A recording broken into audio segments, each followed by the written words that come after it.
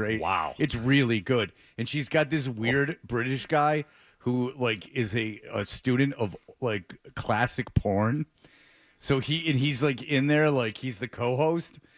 It's just such a weird thing to be that fascinated in. He's like a full-on historian of pornography. And so those guys are really bitter about it. But even like a pill kind of just loosens like blood flow, right? Like if you work out after you take Cialis or Viagra, like the idea would be there's more blood going into your muscles. Chad Ochocinco talked about taking Viagra or Cialis before he played because it improves your blood flow. It doesn't guarantee an erection. You still have to be excited. Like you still have to be sexually excited and, you know, whatever. It just helps and maybe makes your erection a little bit, you know, I guess stronger. Apparently these injections, like just come hell or high water, you inject your penis and your penis is erect. Like it's independent of anything sexual going on. And so the porn industry is not happy about this. And I got to tell you, now that I know that this is a thing, I'm telling you, I find it a little bit more difficult to watch pornography because I used to like think 9 out of 10 times the woman is not overly into it. And now I'm not positive the guy's that into it.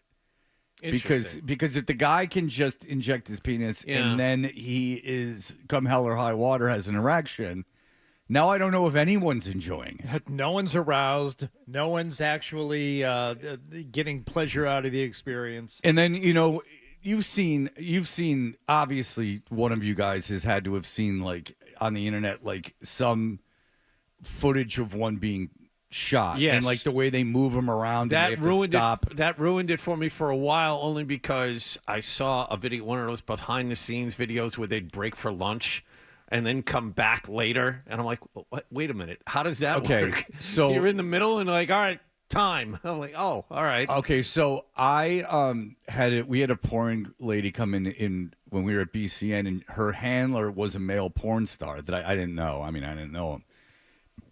And I had made some comment during the interview with her, and he was like, yeah, like, he's like, it sucks. He's like, I got out of the business. That's why I'm doing this now. And he went on and on and on about how much it sucked.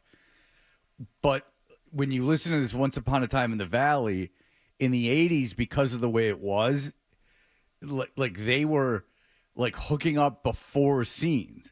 Like they would go, people would walk into the bathroom or the kitchen and people would be having sex in the kitchen because it was just, in order for it to work. Got to get in the right headspace. You got to establish that connection with the person you're working with. Exactly. Yes, so it was like a real like sex vibe on that set. But getting back to injections and pills, if you break for lunch in the middle of that, you know, you come back, you've eaten, you're full, whatever the case may be, you have people standing around waiting for you to get started.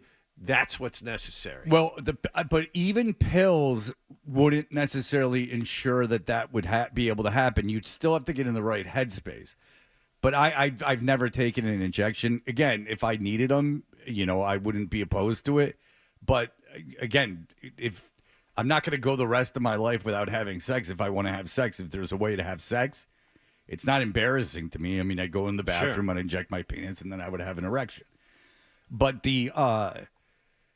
But now you just walk around. It's like you inflated it. Like, you know how they have those, like, I guess, like contraptions that they used to put in. Maybe they still do. I'm unaware of them. But like a tube that runs in there. Right. You use something like a pump to inflate it. Right. Actually. So if you're just like walking around, like independent of needing anything to be going on, you know what I'm saying? Yes. It's like It's like a super steroid. Like it's just becomes like a non-sexual act. It just becomes performative. I really am having a lot of trouble watching pornography now, which is a shame. Which is a real shame. We've all invested so much time. I listened. Now it's over. Because I listened to that Once Upon a Time in the Valley. I read that book called The Other Hollywood with Legs McNeil, and like it was so dangerous and all this stuff. But then I made the mistake of seeing those behind the scenes things. No. Every porn star now is on my algorithm, like on some podcast talking about it, and it's weird, like nowadays. And then the I see all that in the podcast, and then I've seen the behind the scenes things. I don't like it anymore. It's a shame because I liked it so much. Well, maybe we'll just have to pivot to something else for you, Fred. Would you like a collection of Hustler hot letters? And I see there's an actual book by someone who, this will come as a shock to you, authored a bunch of those letters. They're not actually from readers. Oh, come on. No, these are Penthouse Forum letters? Hustler Readers Letters. Sexy Bliss is the name of the author. Has 11 books. Most popular book is Hustler Readers Letters, Issue 1. And so this is somebody who I believe... Hometown Honeys. Do you remember Hometown Honeys in Hustler? No. It was like the grossest women on the planet. Now, is this just a... I have to double check. If maybe it's just a collection of the letters. Either way, who cares who wrote them? They're hot letters. Yeah, and that's what everyone wanted when they read Hustler. Hustler is a disgusting magazine. I would go so far as to say. Yeah, it was. But if you got a hold of one, you consumed every word. It's like when I got a BMX Plus back in the day. You read every word of every ad and did it. I know, everything. I know, but I just hated Hustler. Like it just grossed me out even when I was a kid. We had a guy on in WBCN that had written a book. He was the art director for Hustler, and he was just like a normal guy that was in the publishing industry and like a photographer, and he ended up getting a job with Flynt Publishing. They had that big building in L.A., remember? You guys have had to have driven by it if you've ever been to L.A. It was right there. It was like right in Hollywood. Like it was this huge Flynt building, and they had a bunch of legitimate magazines in it, too. Larry Flynt Enterprise had Big Brother magazine, Skate magazine, had all this stuff. And this guy was a photographer, and, you couldn't miss it in Hollywood. It was on Wilshire Boulevard. Yeah, you could not miss it. Every time I was in Hollywood, we drove by it. It's a weird-shaped oblong building that goes... in L.A. at the time, like, that was a big building. Like, that was about as big as a building got around in Hollywood. Like, he deliberately built it where he built it and made it as big as it was, and it was all Flynt. Beverly Hills. Yeah, right, exactly. And so... this guy was like I forget what it was called. The cover was a cartoon of him sweating, but he was just like a photographer, and he talks about how really business-like it was, and just his notes were like, more oil. Like, you gotta oil them up more. Right.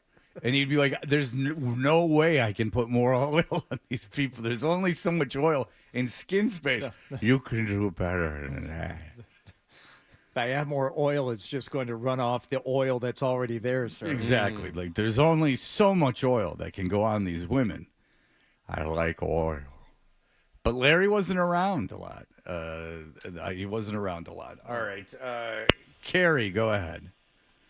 Hey, good morning, gentlemen. How you guys doing this morning? Well, you interrupted my talk of doing a deep dive into the adult industry, but I'll let that slide. Go ahead.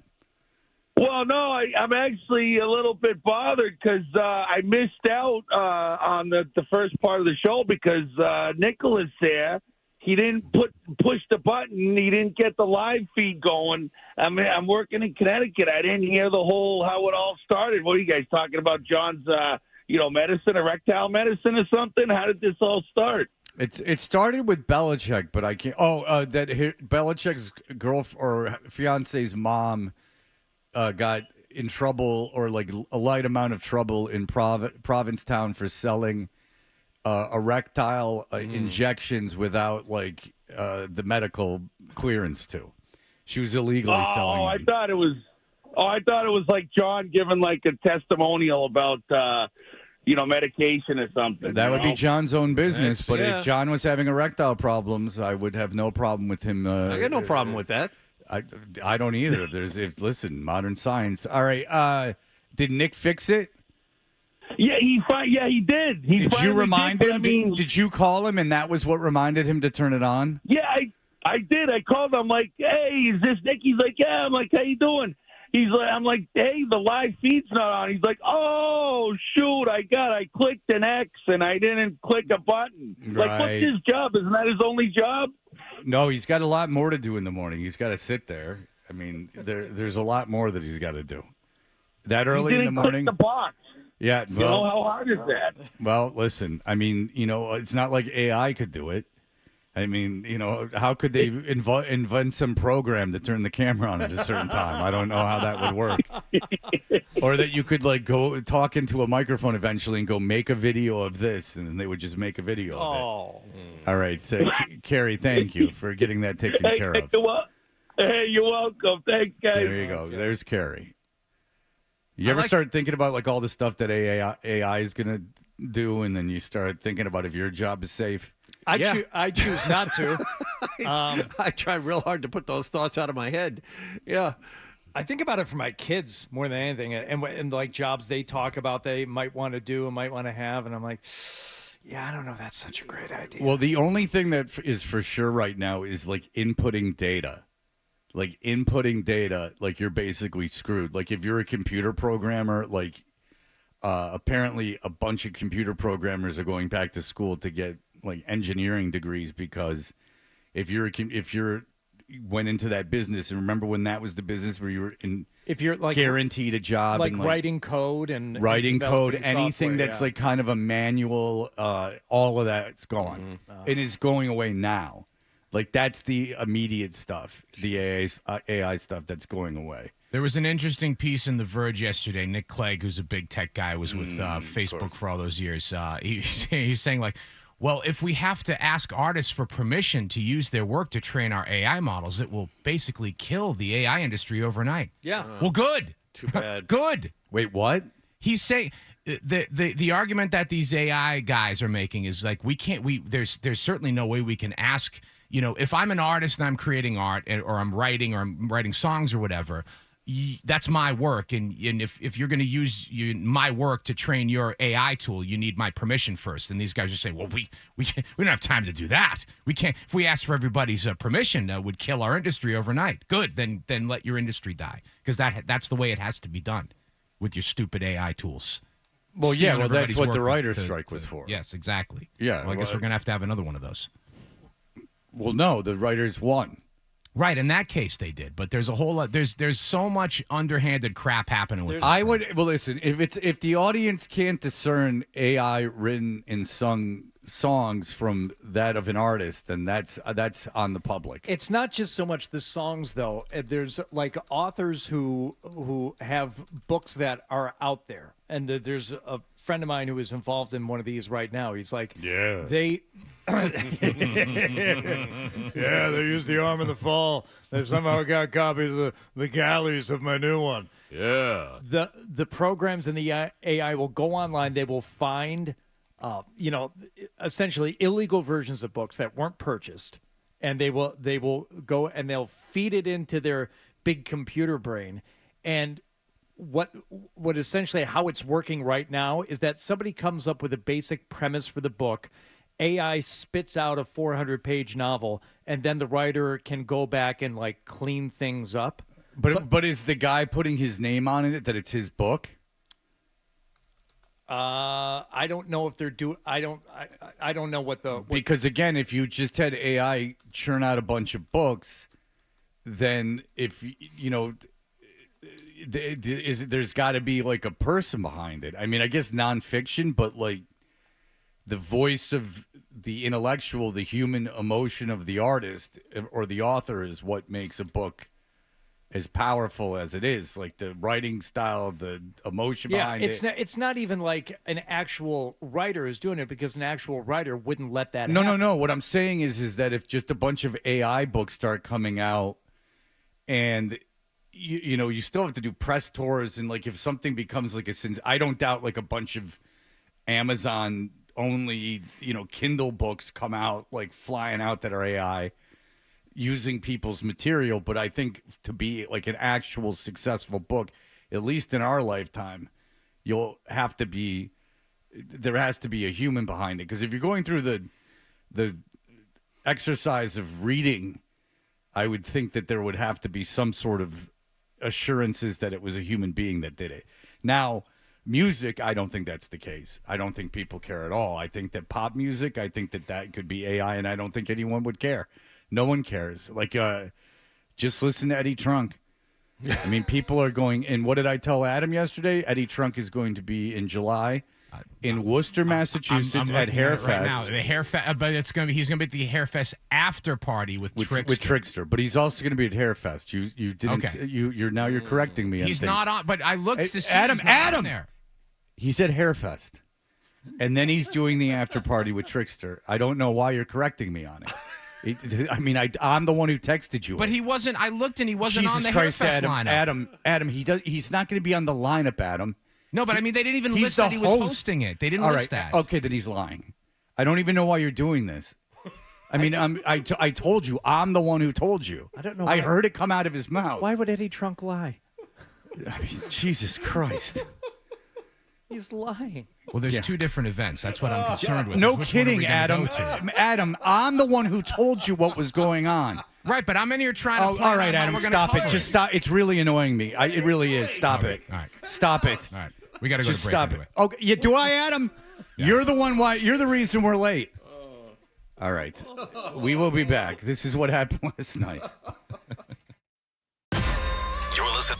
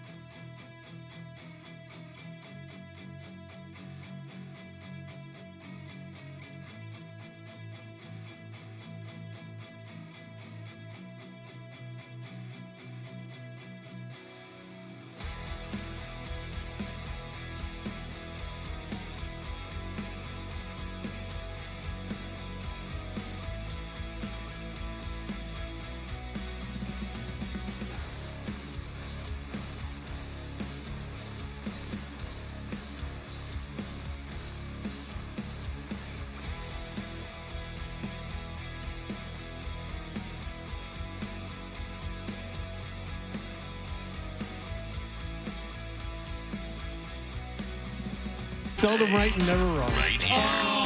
Is that Dutcher or is that Hardy? I know, looks like a poodle. It's an effing poodle, dumbass. The Sports Hub. Did you catch the game last night?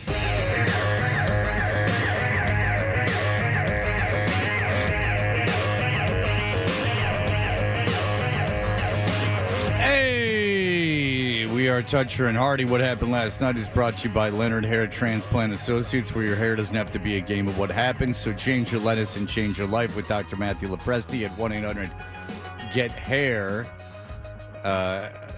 Hardy, what is going on? Red Sox once again taking on Milwaukee in Milwaukee last night, and the two teams scoreless going into the sixth inning. But not for long. Not where you get to the top of the sixth. What happens? Oh, that one high and tight. That gets away. Here comes the runner. He will score.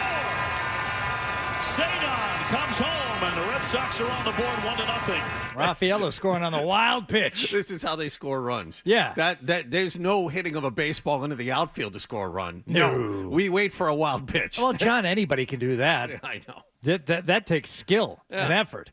It also takes skill to hold on to that 1-0 lead when you get to the felt like the ninth inning, maybe Bottom of the ninth. Bottom nine. Line drive. Base hit. Tie game. Sal comes up big again for the Brewers. Yeah, he's something else. I mean, his at-bats against lefties have been really good this year. Lexington, Massachusetts' own Sal Frelick turns around a 98-mile-an-hour fastball to tie the game. BC kid. BC kid, yeah. With Aroldis Chapman on the mound. Yes, first blown save of the season. Yeah. Perfect time for All it. right, so the game's not over. It's 1-1. You go to extras. Devers has a chance here. Fly ball left field, right at Collins.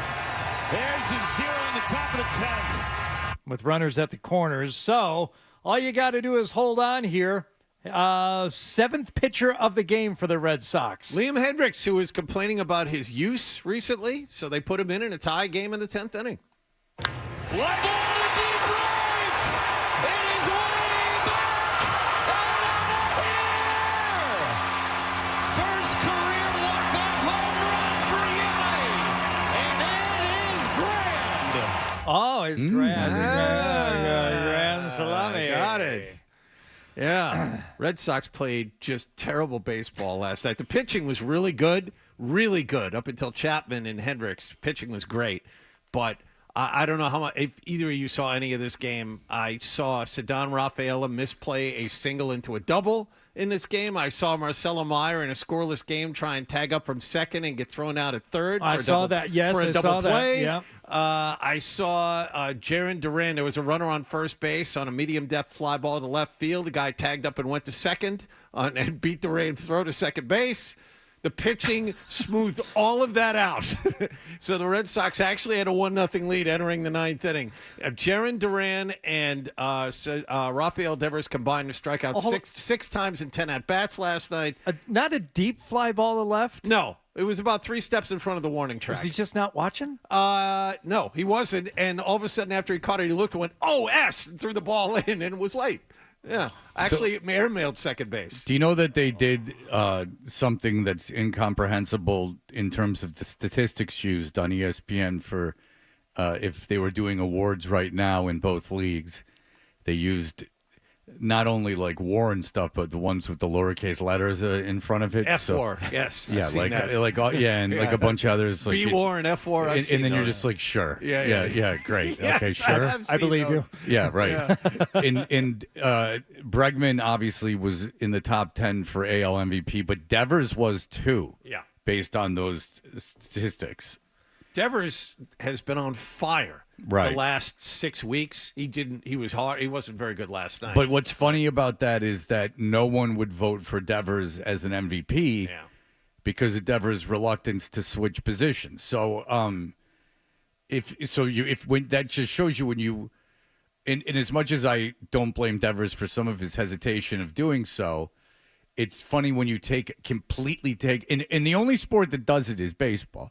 When you completely take out the human element, you just list these MVP candidates, and that's not going to happen because he's not the most valuable player of a team, because he's been kind of an issue.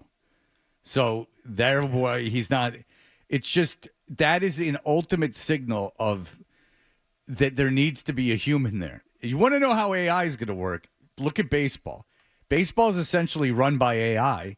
It's just a bunch of numbers are put through computers. Oh, you got the driveline guys controlling how the Red Sox hit.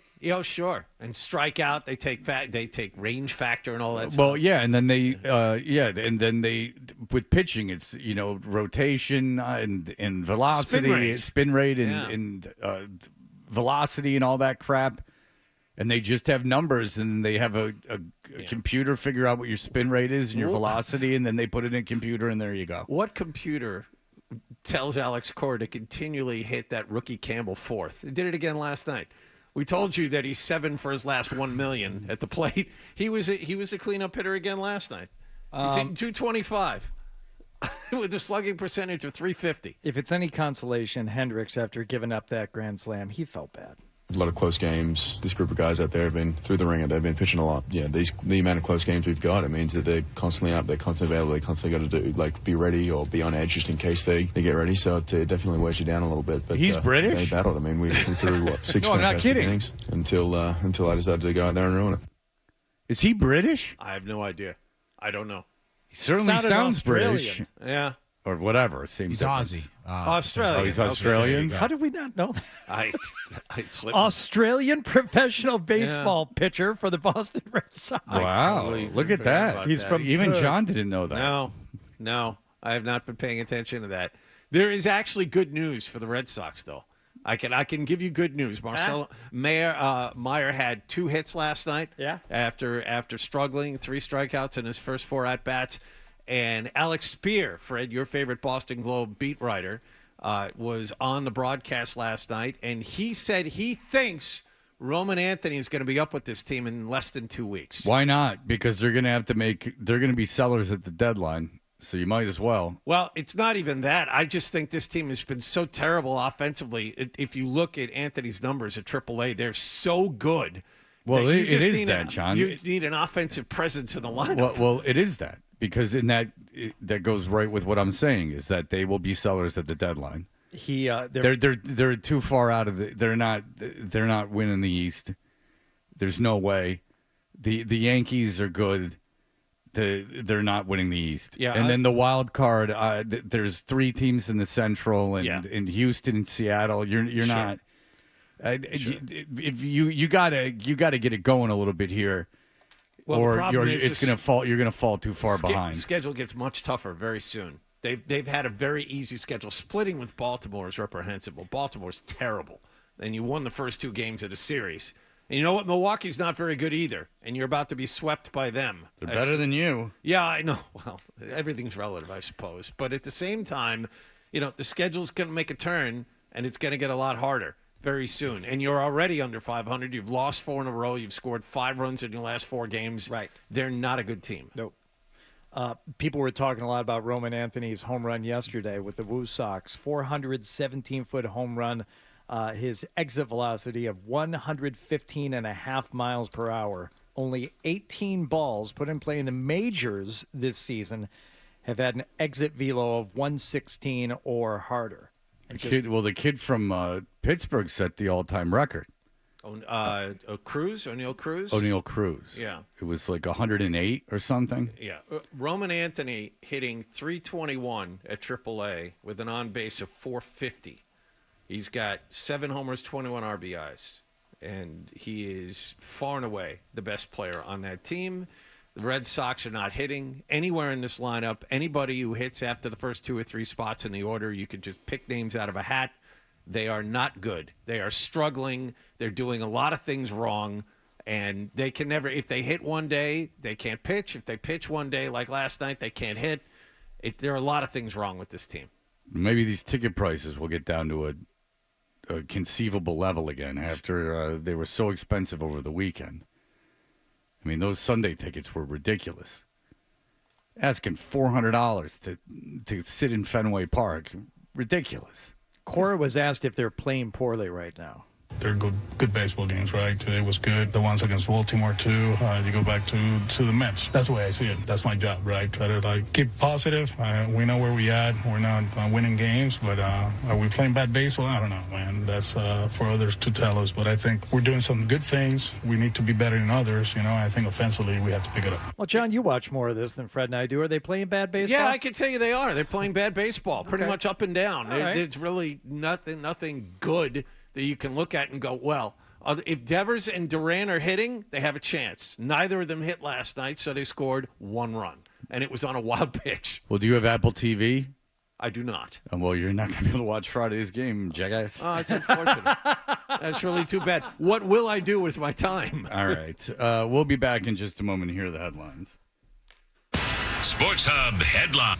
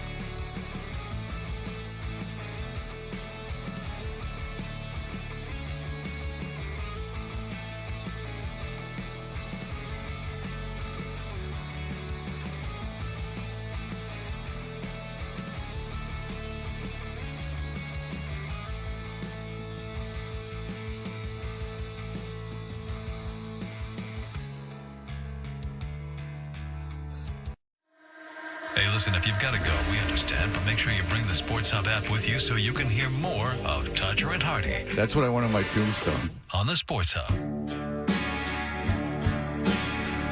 Hey, we're Toucher and Hardy.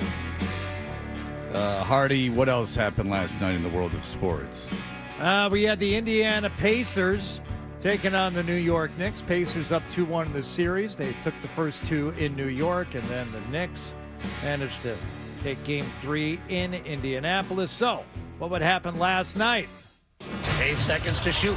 Near corner McConnell, back to top and right edge, on top to Halliburton. Here comes a long three. Jesus.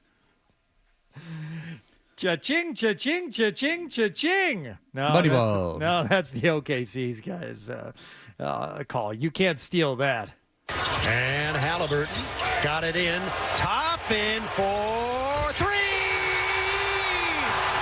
Top in for three. Have we heard much from this Pacers play-by-play guy yet? No, but does he say everything twice? Apparently.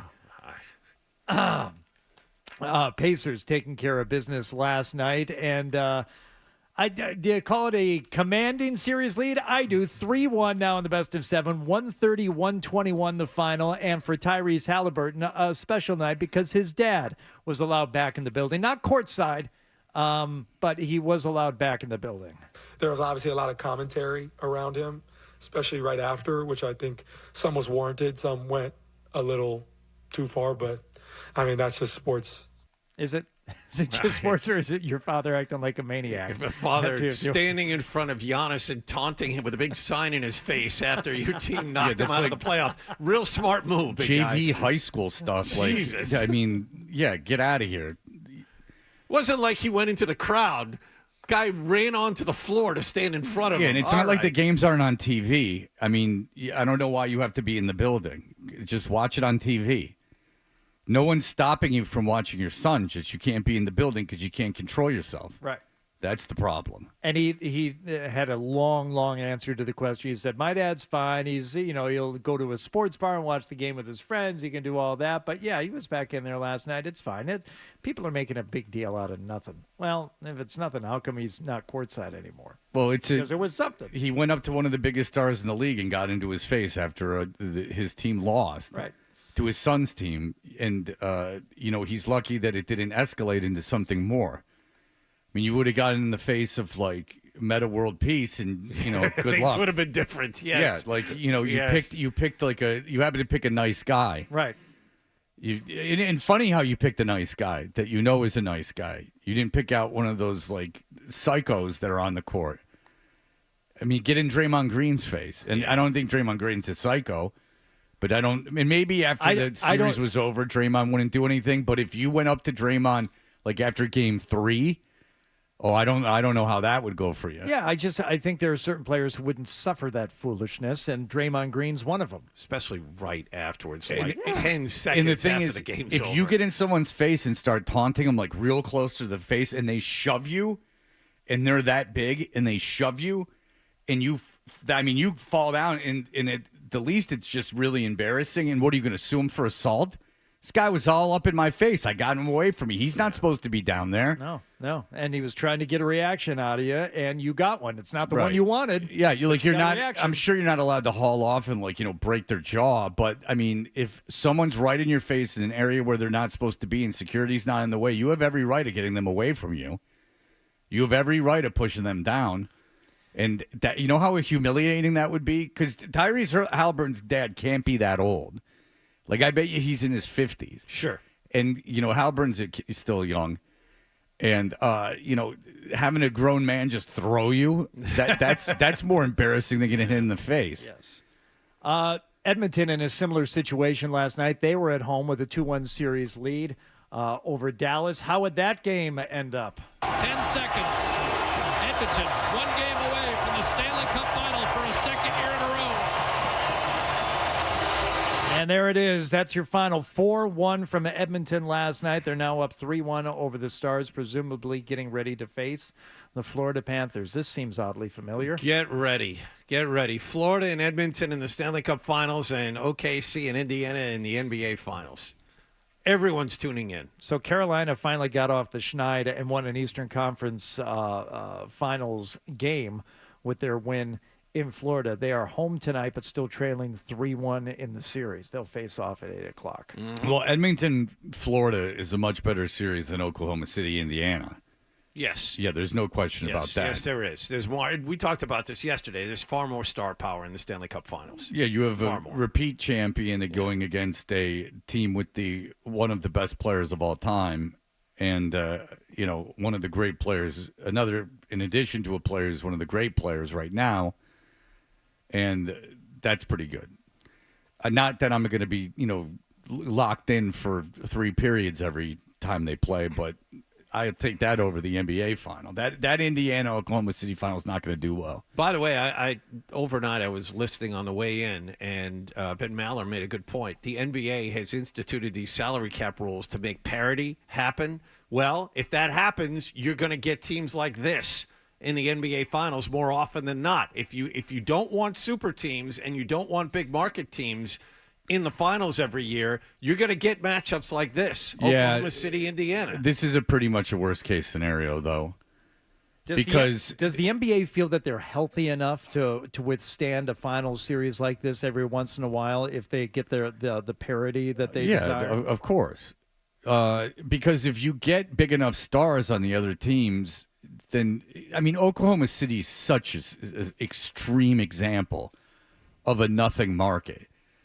When Portland had Drexler and those guys, those were like cool teams that played Chicago. Seattle, when they had Kemp and Payton, those were, people cared. I think they made some ridiculous claim that 70 million people watched the Indiana-Chicago Game 7 final. That it didn't happen. 98? Yeah, 98. Yeah. Game 7. The NBC or whatever said 70 million people watched it. There's no way. But if you get a team like Chicago in there, whoever they play is doesn't matter. If the Knicks somehow beat Indiana and they played Oklahoma City, it doesn't matter that it's Oklahoma City. But Oklahoma City, Indiana is a pretty extreme example because Indiana doesn't have a superstar, and Oklahoma City is like Sacramento and Oklahoma City are the two maybe worst markets in sports worst United States markets in sports. Oklahoma City has a superstar, but not a high flyer. It's something else we talked about. But- Shea Gilgeous is a great player, but he's not one of those guys you look at and go, oh, my God, I have to watch this It would guy." have to be he's the MVP, but it would have to be such a transcendent talent coming out of Oklahoma City because just people don't know the city. It's just nothing. It's almost like it doesn't exist. Yeah. What percentage of the U.S. population do you think even knows someone that lives in Oklahoma? 5. Oh, I think that's a very high number. I think that's a very high number. I think they're the smallest, measured media market too in the league, Fred, as well. I think they're smaller than Sacramento. I think they're so 39 or 40 something, and I think Sacramento's a little bit higher. Than that. I don't doubt that. Yeah. Downtown is 3 blocks long, and it's flat in every direction around it. It's really bad. And I'm not even being snobby and dicky. I can be that way, obviously, but I'm being serious. It is what it is. If I was from Oklahoma City, it's not even like Tulsa.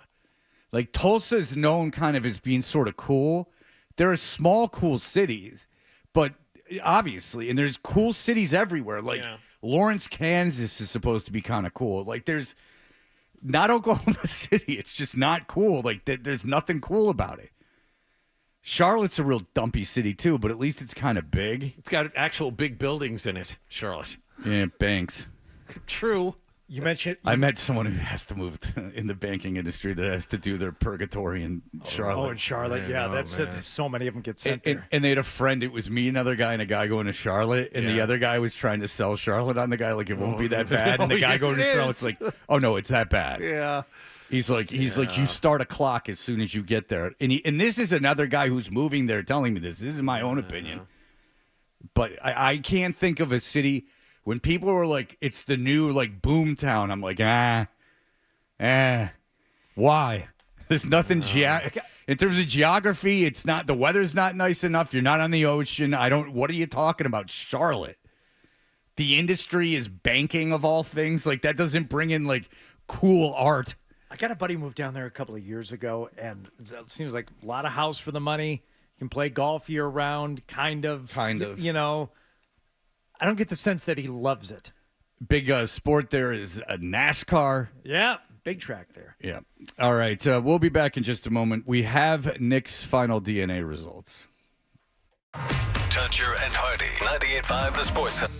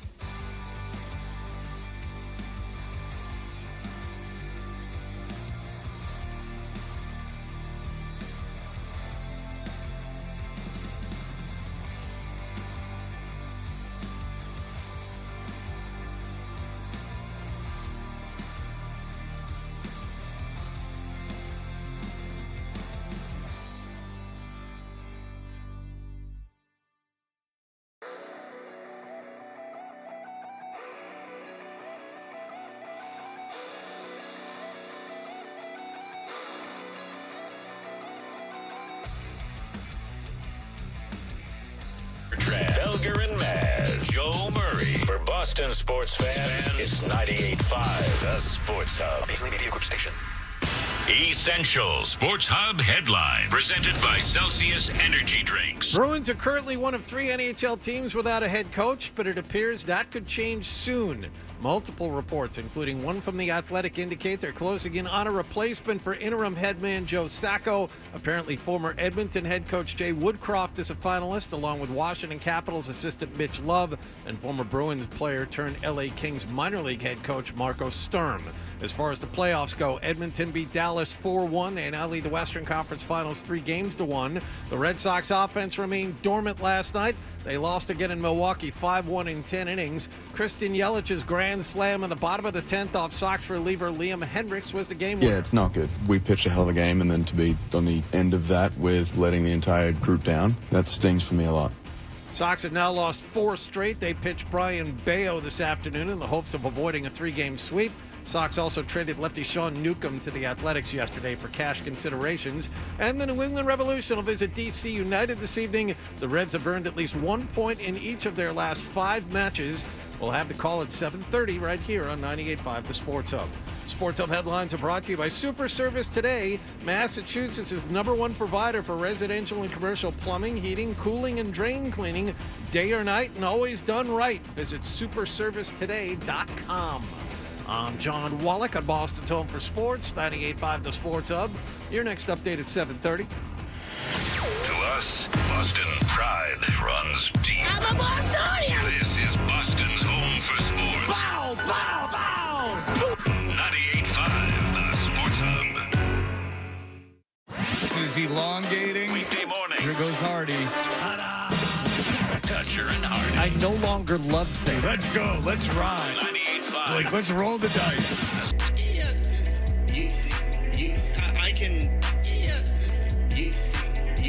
I could. No.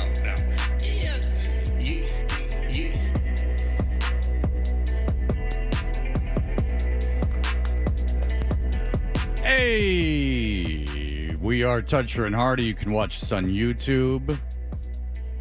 And that will be a great joy for you to do. Young Nicholas took a DNA test last week. We had his father on. His father came on. He was very good. He sounded great. We informed everyone that even though they've been posing as big Italians all this time, they were only 11% Italian. And, basically like everyone else, they're Irish around here. So they're not so special. Now, there's other things that are tested on this. Lots of other things. And should we have Nick in here for this? Yeah, we probably should have Nick in here. Nick? All right, here we go. Let's get Nick. He's 25 feet away. He should be here by now. You would think so, just by the length of stride. And you can't hear this music, by the way. So if it happens to time out correctly. I'll bring your drink with you, too, because you'll be in here for 8 minutes. Well, it's a Celsius, so, Celsius is a sponsor. He didn't even sit down by the time it was over. Wow. Oh, boy. Hi, Nick. Hi. All right, I got to turn on Nick's microphone. All right, so Nick, this was a gift. This I take This was a gift, a Christmas gift. Yeah, I got something like this for a Christmas gift. It did not go into this amount of detail, though. In fact, it had an app, and then once I opened the app and saw I was from 2 places, that was the end of the app. Oh. And it said, "Do you want to find your relatives?" And I said, "Sure." And they're like, "Here, there's like 5 people you're related to." And I'm like, "Great, thank you," because they have to have taken it too. And so, no one in my family taking the test. So I had like second cousins. Big deal. What am I going to call them? I don't even know what a second cousin is, quite frankly. I'm an only child. My family's very small. Okay, so here's the deal. And they're dying one by one. All right, so here's the deal. What else does this have? Nick, we found out mostly Irish, 52%, not Italian. Followed by he's got French ancestry. He's got UK ancestry.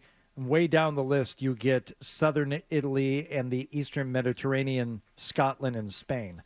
But there are other things that Nick is prone to have in his life. be they the proclivities or abilities based on his DNA. So you will have to guess.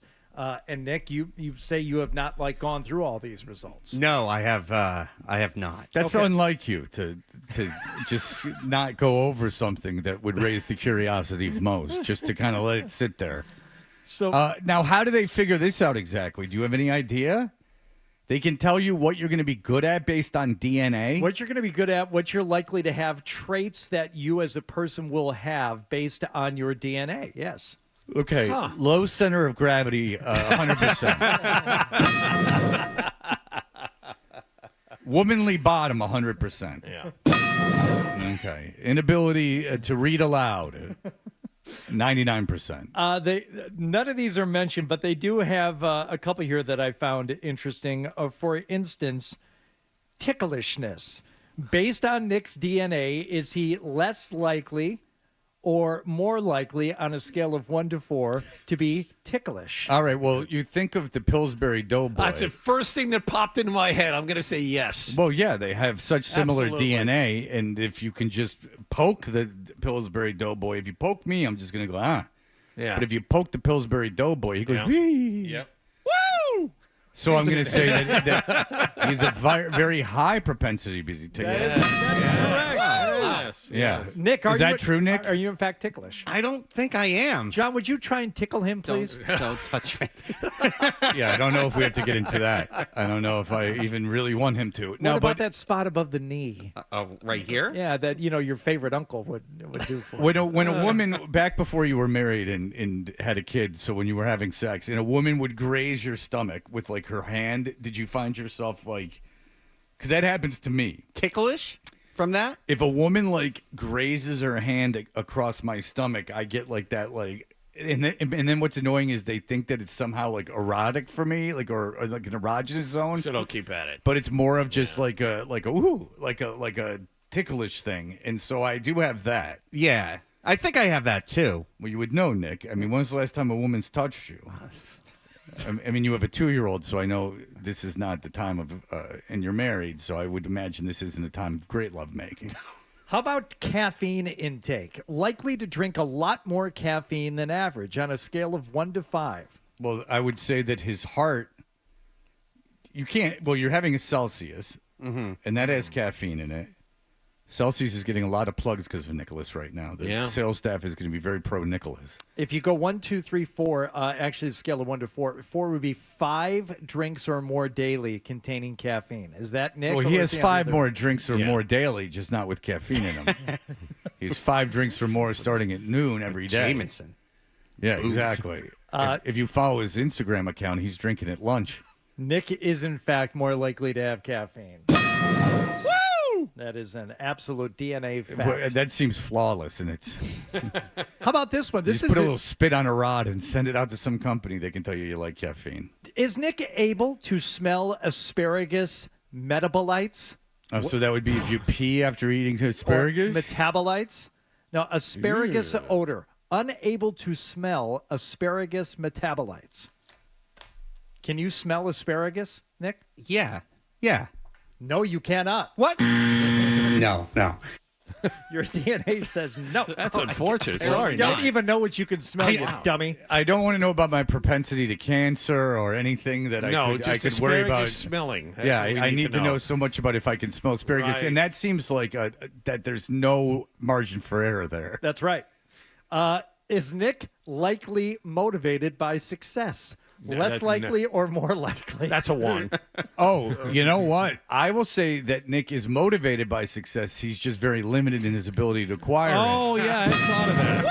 Yeah, That is correct. He's That's a good point, Fred. very- Thinking outside the box there. That was I good. mean, Nick tries very hard. Yeah. I mean, for Nick's intelligence to achieve what he achieves shows a great deal of work ethic. Congratulations. Thanks, man. He is very likely to be motivated by success. Yeah, I mean, for him to have gotten this far, I mean, look at his peers.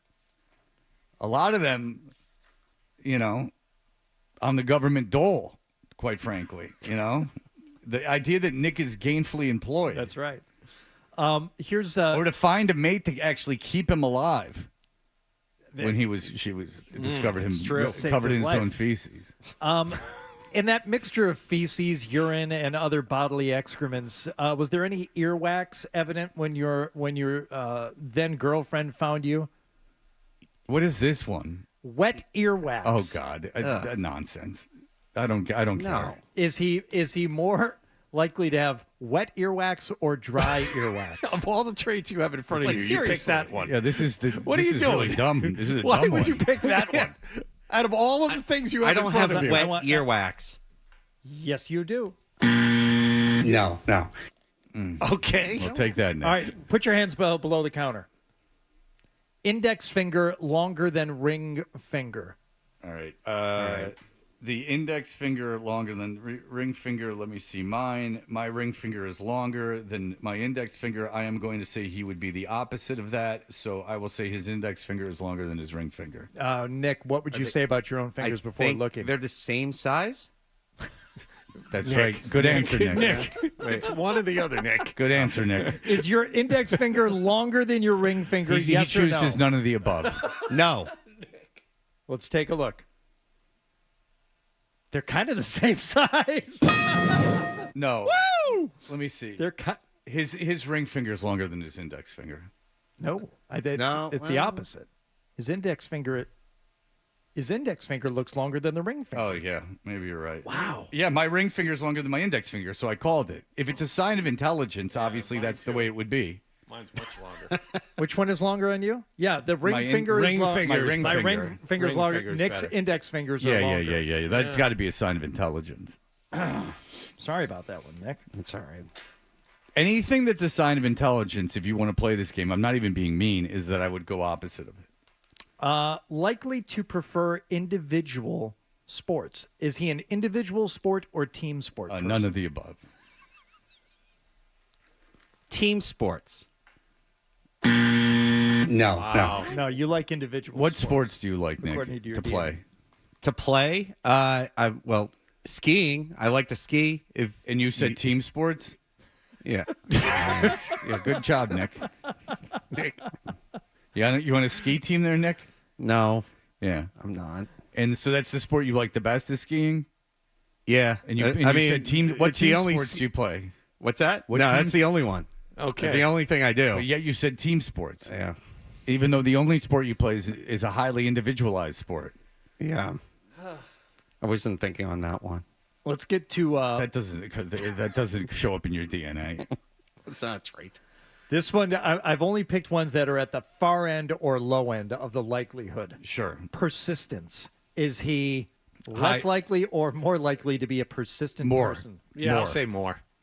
Or No. at the lowest end of the scale, less likely to be. I persistent. disagree with that. I think that Nick tries very hard. I think anything that nothing comes easy to Nick, but he tries hard.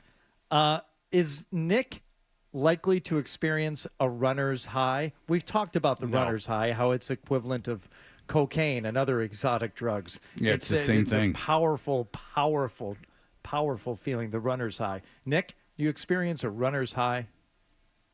Well, that would mean that I would run, which I haven't ran in a very long time, so I wouldn't know. What does it say? I would say no. No. No is the correct answer. He's not experiencing a runner's high.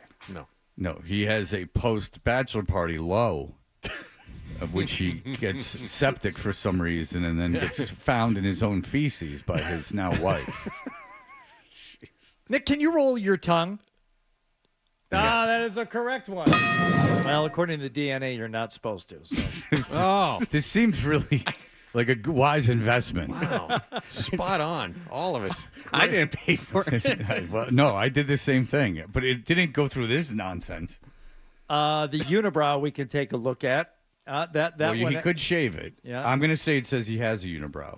It does not. It says no unibrow, and that is for some reason that is an updated one. That must be part of the new 23andMe.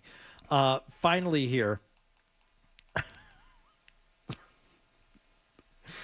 nap taker. I think having this job it probably throws that out the window. Let's do dairy tolerance.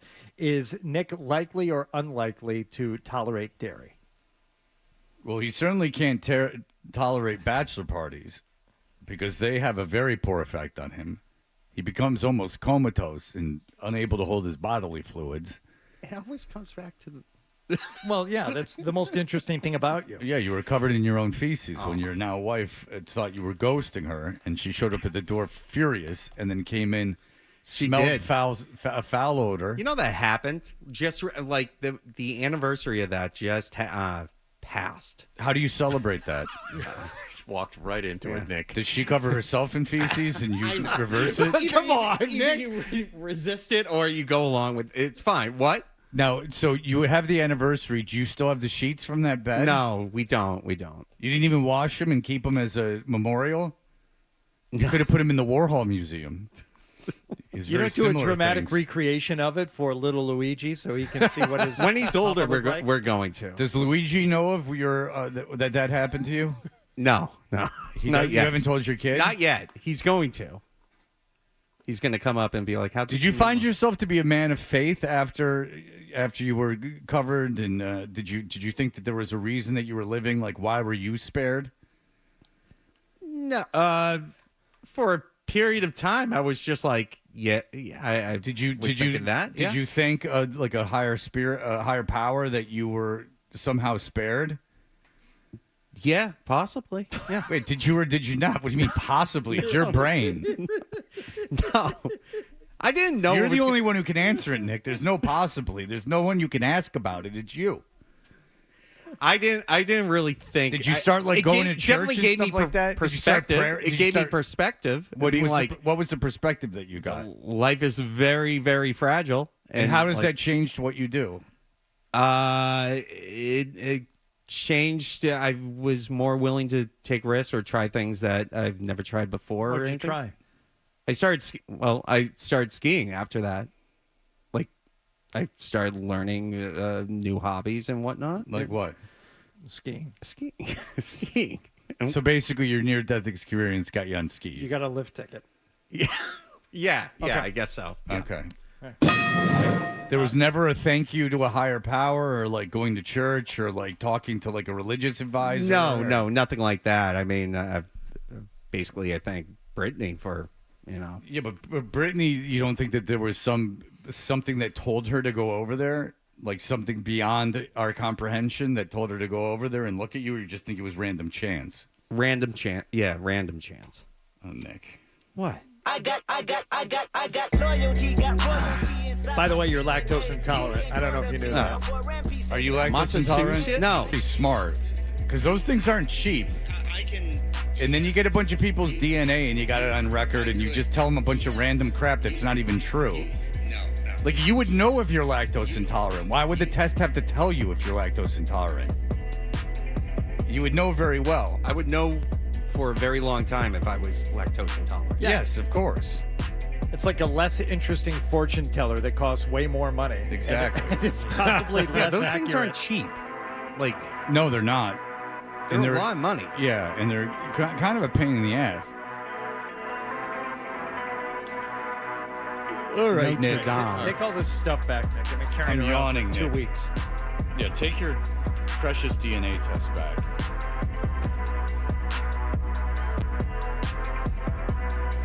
All right.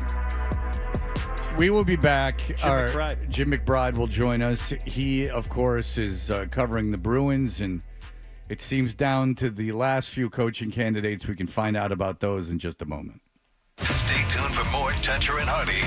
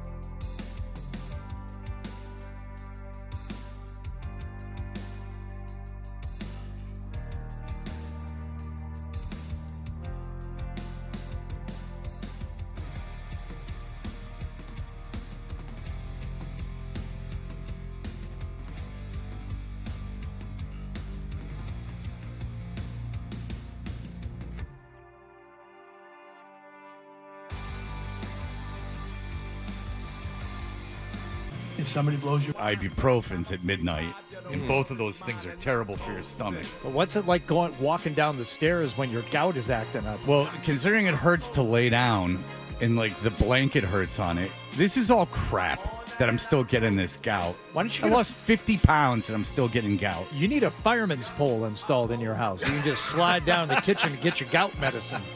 Put it nice. In a desperate order to sleep, I had to take this crap that's all terrible for your stomach. And now I didn't sleep and my stomach is killing me. All right, Jim McBride, you better make with the talk. No pressure. Make with the talk. Yeah, make with the talk. Make with the good you stuff. know I'm playing hurt. Jim McBride, he writes about the Bruins for the Boston Globe. He has one of the most widely read articles on the Globe right now. Ooh.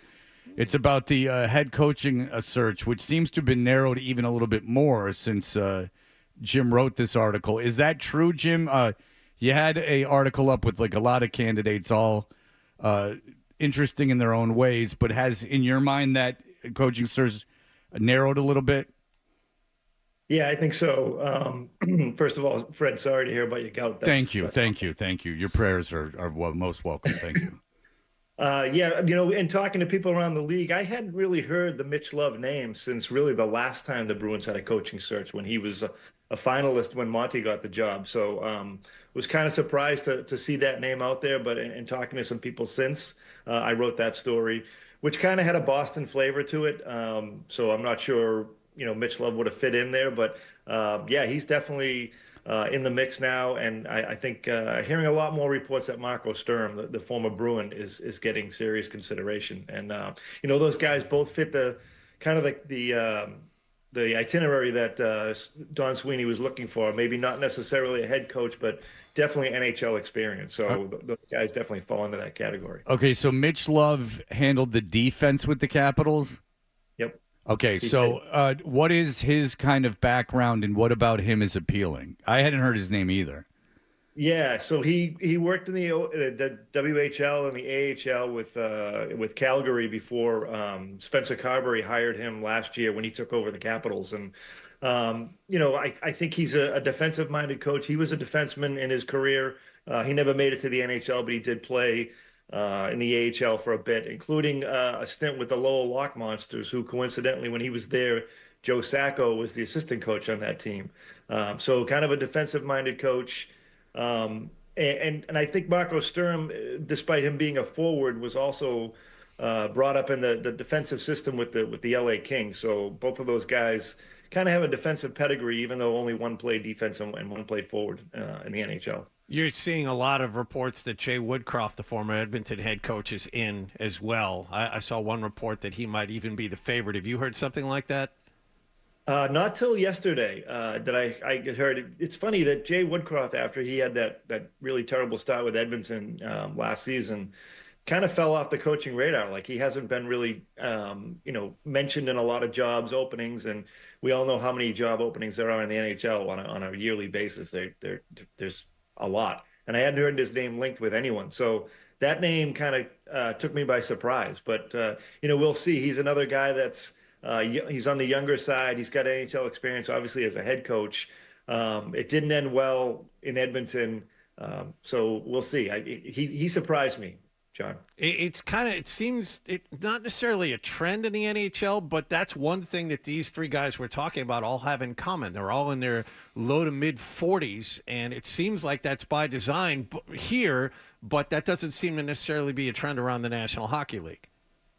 Yeah, no, I think you're looking for that guy that can be a disciplinarian, but can also relate to the younger generation, right? And you have to coach that generation a little younger than you would have the older guys. So I think he's trying to, it's a tough position to come into because this team doesn't have the leadership in the locker room that it's had in the past few years. Pasternak and McAvoy are alternate captains, but a lot of like the secondary layer of leaders that this team has had in the past, the Charlie Coyles, those kind of guys, Kevin Shattenkirk last year, they're searching for those guys this year. And that's going to be up to the coach to kind of find those voices in that locker room and let them know that it's okay to be, vocal. Even if you're a young player, you can still be a leader. So, I think those guys are young enough to kind of get that dynamic. how wary should any of these candidates be, Jim, in terms of taking the job? When Cam Neely was asked about it, or I can't remember if it was Cam or Sweeney who said, kind of dismissed it, like, you kidding? Come coach an original 6 team in Boston? Yeah, I think everyone's going to pick up the phone. I'd have some trepidation based on how they've treated the last couple of coaches. And what do you think? How should these guys be thinking about the job?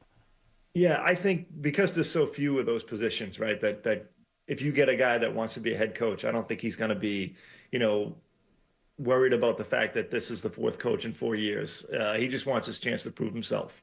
I think it was a big step that the Bruins extended Sweeney this year for 2 more years, meaning he's got 3 years on the book, so now he can hire a coach for at least that term. I don't think many coaches in the league would take a deal for less than 3 years, so that kind of aligns properly. I know Monty was a bit different. His situation was different. He got the 2-year deal when he first came in. But yeah, I think they've got that in place. And I know Don was kind of dismissive of that question at the end of the year press conference, but maybe he could have taken a different kind of tact. But I think the fact remains, if you're reaching out, if you're the Bruins or any team in the NHL, if you're reaching out to coaching candidates, they're going to want to come here unless they're, in a firmly established place and are in a line of succession wherever they are presently. And what would be your wish in terms of the pedigree for a coach right now? Should it be somebody that leans toward being a player's coach? Should it be someone who's more of a disciplinarian? Should it be somebody with new ideas and outside of the norm? Because Fred mentioned this earlier, and weeks ago, just talking about just somebody with some new ideas. It seems obvious and easy to pick somebody who's established a mode of operation that everyone's going to be comfortable with. What do you think is the best course? Yeah, I thought a guy that kind of stood out to me early in the process was Misha Donskov, for the assistant for the Stars. And I don't know if the fact that the Stars have been on a longer run are kind of hampering his ability to come and talk to Don. He's going to be available real soon, Jim. Yeah, you would think after watching last night's game, Yeah. right? So maybe he jumps in late this week and gets an in-person interview. Obviously, he knows Don from the 4 Nations and from being in different spots in the league. But kind of doing a dive on him, he seemed like a unique personality and a guy that works really well one-on-one with guys.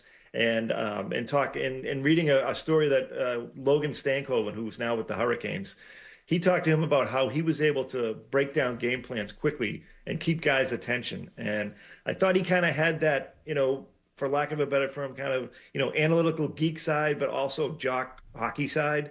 And I thought that would have been a good mix for this team going forward. So I really thought his name was, when I first heard about him, that he might be a perfect candidate because he has NHL experience, hasn't been a head coach, so he can kind of grow into that role. But like I said, he hasn't been able to really come in and talk because the Stars have been on the run that they've been on. While we have you here, Jim, I wanted to ask you about Mitch Marner and free agency. I know free agency is about a month away from now, but we've talked a little bit here on the show about, Mitch Marner. Should the Bruins go after him and use a lot of cap space to chase him, or is there another plan of attack? Yeah, I really like his game and watching him up close. He's a very solid 200-foot player. He runs the power play from the quarterback spot. I mean, he did it so effectively that the Maple Leafs this year used 5 forwards on the power play most of the season. So he's there. He plays. He's an elite penalty killer. Very fast, very heady. I think he'd fit in well here because he's kind of that. He's not in a leadership role per se, but he could kind of get that when he comes to Boston. Now, I know he's had his struggles in the postseason, but, everybody in that Maple Leaf jersey has. So I don't know if I'd break the bank and give him $14 million, but, you're talking $10, $11 million. I think Mitch Marner would be a really good fit here. Is that can you pay him more than you would be paying Pastrnak and get away with it if you're the Bruins? I don't think Pasta has that kind of ego, at least with us in dealing with him. But maybe he does go to them and say, hey, maybe you can readjust me because I am the best player in this team and one of the best in the league. But I think for the most part, like NHL guys get what they get, and then the market gets reset every year. And a lot of times, unless it's if they give Marner 14 and he's $3 million ahead of what Pasta's getting, then I think you might have a problem. But if it's relatively close, I think guys realize, the salary cap goes up, so salaries go up, and you get what you get at the time of the cap. Wouldn't you also, he'd want to win, I would think. He wouldn't want to be on a terrible team.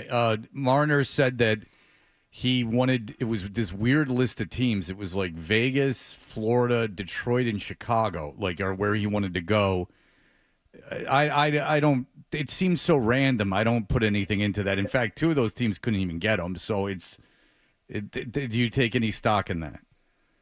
No, I think he's probably just posturing. I think it comes down to July 1st comes, and it's generally the team that offers the most money is the team that gets the player, right? I guess when I first heard Vegas and Florida, I said, "Oh, he wants to go to a winner." But then, Chicago's still a ways away from winning, and Detroit's no better than Boston. I don't want to sell Fred and Hardy here, but Detroit's probably not the best destination right now either, because they haven't been able to get out in a while. No. I like the Bruins more than I like the Red Wings. The Red Wings are no closer to anything than the Bruins are. If not, they might be further away. All right, look, Jim McBride, thank you. Great article. Congratulations on the success. We will talk to you soon. Thanks. Be well, Fred. Thanks. Thank you. Oh, thank you. As I struggle through these things. I was wondering why I felt so poor, and then now I know. It occurred to me. I'm like, I took 2 things that are supposed to screw up your stomach late last night. And that is why I feel the way I do now. This gout. If only someone could put together some kind of charity bike ride or something for gout. Maybe that will be what the first Fred Toucher Foundation event is a 400-mile bike ride for gout. And I'll eat pasta Alfredo right before it. Well, it should be something that you might also want to participate in. No, it's got to be something that I really don't want to do, that I can put on a sweet identifiable outfit for and then take pictures of myself and put them on social media. That's the point. That's the whole point of charity, is to do a big old production of it and to put your pictures of yourself in recognizable stuff and do that. Because the bike ride far away raises a lot of awareness. That's what it does. Well, if you're driving that way, you'll see them. Sure. On all those closed off roads where the cars aren't allowed? Absolutely. All right. We'll be back in just a moment. There was something that was canceled off of television that I contend no one watched. And yet there is this heartbreaking round of press that the host of it is doing. And people are feigning that they are somehow lost without it. And you didn't watch it. It might have been on while you were at the airport or you were having day drinks. But I don't think that you watched it. All right, we'll be back in just a moment. Sports Hub headlines, presented by Celsius Energy Drinks. As we were just talking about, it appears that the Boston Bruins are close to hiring a new head coach. Multiple reports last night that indicate that former Edmonton head coach Jay Woodcroft, Washington Capitals assistant Mitch Love, and former Bruins player Marco Sturm are among the finalists for the job. Red Sox lost in Milwaukee 5-1 in 10 innings. Aroldis Chapman blew a save in the 9th, and then Liam Hendricks gave up a grand slam to Christian Yelich in the 10th. Sox have lost 4 straight. They'll play Milwaukee again this afternoon. And the New England Revolution visit DC United this evening. We'll have kickoff at 7:30 here on 98.5 The Sports Hub. Sports Hub headlines are brought to you by the DeMore McKim School of Business at Northeastern University. You'll gain business strategy, expertise, leveraging AI, data, and technology. Learn more at their weekly admissions events. Save your spot at northeastern.edu/business events. I'm John Wallach on Boston's Home for Sports, 98.5 The Sports Hub. Your next update at 8 o'clock. More Toucher and Hardy on the way on the Sports Hub. Spring rains revealing roof issues?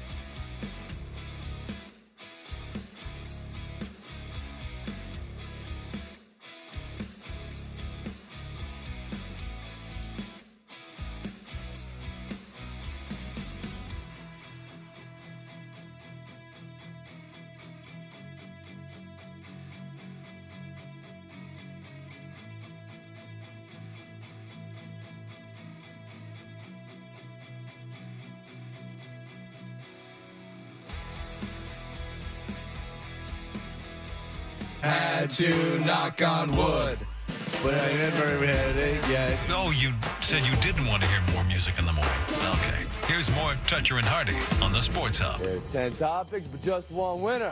On time.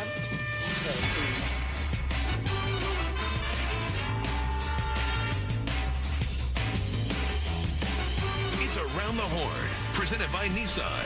Here's Tony Reale. Yeah, before we get to Tony Reality, I just want you to know the kind of emails I get, and I do appreciate them because these are sent with good heart. But I said how I don't feel good today. I couldn't figure out why, and then I realized it's because I had gout and took all the medicine at midnight last night, all of it, which disrupts your stomach and your sleep. It says, listen to this from Jake. Listening to the radio this morning, and you were talking about having gout, and you don't know why. When was the last time you got your kidneys checked? I'm 33, and my mother recently started getting gout. I'm like that you're 33 and you're relating me to your mother. That I enjoy. I'm not that old. Recently, recently started getting gout. My daughter's 14, and recently started getting gout. Turns out gout can be the side effect of kidney failure. Well, that's good to know. Oh, good. No, everyone in my family has gout, and it just is what it is. They tested my uric acid levels, and even after weight loss and exercise and diet change and not drinking and everything else, it's still high. And they said, do you want to take alpurinol? And I said, no, I don't want to take anything anymore. I got enough cuckoo medicine. I got to take that. Some of that's twice a day. I got to take my goofball pills. Yeah, I got to take or I'll fly off the handle. If I don't take that brain medicine, I mean, that stuff's doing so much. Yeah, you can tell. Yeah, I mean, really, it's a lot. Well, 10 milligrams of Prozac's really gonna pump. I might as well sniff sugar. I mean, 10 milligrams of Prozac. It's almost like they're just insisting I take it. We were having the conversation before you got in today. So Beaton takes... Is it 10 milligrams? Yeah, of melatonin? Melatonin each night. Oh, each night. Ah, man. Is that... I've never taken melatonin. Is that a lot? I mean... Do you inject it, or do you sniff it, or how do you take it? Do you take it orally? You think it's nothing? You could take 1,000 tons of melatonin. It's not. It might give you an upset stomach. These guys were acting like he was doing heroin. Again, more than I take. I can explain it like this. I finally got a way I can explain it that everyone will understand. If melatonin really did anything, maybe it can, in a very subtle way, help you sleep. Maybe in a very, very, very fine, subtle way. I know it helps nerve development and stuff. I'm aware of that. They give it to you in rehab. That's not all they give you, but it's one thing. If it did anything, people would abuse it, and people would be snorting it and shooting it, and they would have to ban it. If melatonin did anything, that's what it would be. Anything that can be abused can and will be. Are you snorting it, Ryan? Okay. I'll give you an example. There's a medicine called gabapentin. It works on your GABA receptors, and it was hailed as instead of opiates, they can give people gabapentin. It's non-narcotic and it's not habit-forming, and you can take it and it works it away. Now you need your driver's license to get gabapentin. You know why? Because people that do take opiates realize that if you empty out an ass load of gabapentin tablets and make a pile of gabapentin powder, and snort it and then take opiates, it heightens the effect of the opiates. Oh. So this is the kind of thing. People inhale the Freon out of whipped cream cans, especially, I guess. People figure out ways to get high. If there's a way to get high, people have figured it. And if they were selling a supplement that knocked you out, even if you had to take 18 bottles of it to knock you out, humans since the caveman days have been trying to find ways to get out of their own head. Read the Bible. It's essentially about how your brain is telling you a bunch of stuff. You got to calm down. It's meditation and all this early religious literature. Thousands of years old. They probably talk about gout in the Bible. That seems like one of those biblical afflictions. Well, it's something that it happens when they turn you into a pillar of salt, and that turns into gout. Wasn't it? Wasn't Job given the gout? I think he was, actually. No, it's Sodom and Gomorrah. Might as well have been. One of his tests? It was Sodom and Gomorrah. They would look at you, and you would turn into a pillar of salt, and then it would get in your bloodstream, and you would get gout. That's what it was. You would get very, but I'll tell you. Long story short, careful with that melatonin, Ryan. It's too much. It just, but if you think it helps, then you take it. All I'm saying, I just didn't like it when LBF from the other show said that it knocked her out. That was the magnesium. No, that was magnesium. That was the melatonin. Oh, melatonin. Oh, yeah, magnesium. Okay, my bad. Yeah, melatonin. Yeah, I guess maybe. I don't think that. Wait a minute. Did you think we were talking about magnesium all this time? Yeah. Melatonin is a naturally produced hormone. I don't think that does anything either, but maybe it does. But I don't think you can take too much. Maybe if you took too much of it, it would make you drowsy the next day. My favorite thing with your magnesium rant remains that you take it. Again, I can explain why. When you get out of, you insist on me doing this every time. When you get out of like a detox facility, they go take magnesium at night. And then it has just become habitual. Like it's just something that's a part of my routine. It's just, I don't like go out and seek it out and buy it. It's like, if I'm at the pharmacy and I go, oh, does the magnesium fairy drop it off at your house? No, but if I do get on the CVS app and they have a deal on Nature's Own or whatever it's called, like a 5-for-1 situation. Easy Magnesi? Yeah, exactly. Love those CVS coupons. I'll tell you, they got the algorithm, baby, because I don't get the coupons. Oh, I do. I print out the coupons, Oh, which is, well, for me, well, some of us like the environment and some of us don't. I recycle the ones I don't use. It doesn't matter. You think that those are really getting recycled, you fool? Of course they are. No, they're not. You're better using the app. The app has everything that the Okay. Oh my God. Show me how to use the app then. Download the app and then use it. I want you to walk me through it. I want you to show me. No, now you're being protective of yourself. Now you're trying to deflect. Don't do that, Adam. You're better than that. I was looking for an opportunity for us to bond over something. No, you're just Show you're me being how to use sassy. it. Download it. Now Use it. Yeah. That's how you do it. Yeah, go to the App Store and get the CVS app. You know, it's for CVS customers. It's not a real litmus test for intelligence. I mean, I think that you'll figure it out. How do you use the CVS app? I don't know. Ask your grandma if she's still alive. She's not alive anymore, friend. Oh, Jesus, my bad. Now you've done it. It's okay. You insensitive bastard. You're not mad, are you? No. Come on. I'm kidding, Adam. You're not mad that I mentioned your grandmother and she Would be happened to like- die when would you're almost literally be 100 right now if she was alive? When you're Yeah, almost it's 50? okay. Wow. It's Oh, okay, wow. yeah. That's off limits. Keep my grandma's name out your mouth. That's disrespectful. Put Well, that anyway, in your new rap album. That's a good way to sell records. I watched a whole thing of rappers getting mad at Charlamagne the God yesterday. That's how I spent 20 nice. minutes of my day. Made me late for an appointment. All right, look, they canceled Around the Horn. I contend no one cares. There you go. That's my big segment on it. All right, we'll be back. The great Chris Forsberg, who has a very complicated, but complicated in a way that it doesn't have a lot of information in it, way that the team can somehow get under this apron. Do you agree with my assessment of it? Threading the needle. Yeah. Both in written and in form. Forsberg's got a bunch of gobbledygook that he's going to a lot of numbers. spew on. Well, no, I want him to explain it. It was Please. like it's threading the needle in a very precise way that I quite don't understand, but we'll have that for you in just a moment. You're listening to Touch.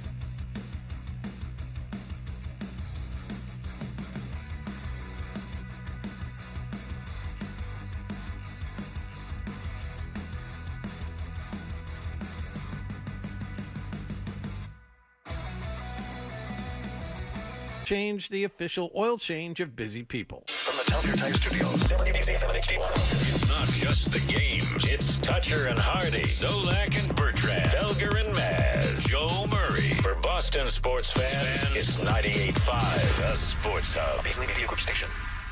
Essential Sports Hub headline presented by Celsius Energy Drinks. According to multiple reports last night, it's looking more and more like the Bruins are going to hire a new head coach soon. Former Edmonton head coach Jay Woodcroft, current Washington Capitals assistant coach Mitch Love, and former Bruins player Marco Stern seen as the top 3 frontrunners for the job. Sturm is also the current head coach at the LA Kings' top minor league affiliate. On the ice last night, Edmonton beat Dallas again 4-1. The Oilers lead the NHL's Western Conference Finals 3-1.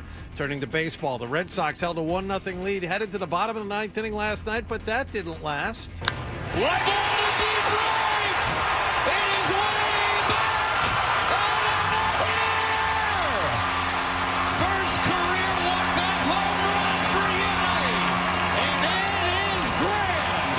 That is a Christian Yelich grand slam on Milwaukee TV in the bottom of the 10th inning. Sox lost their 4th straight game 5-1 to the Brewers.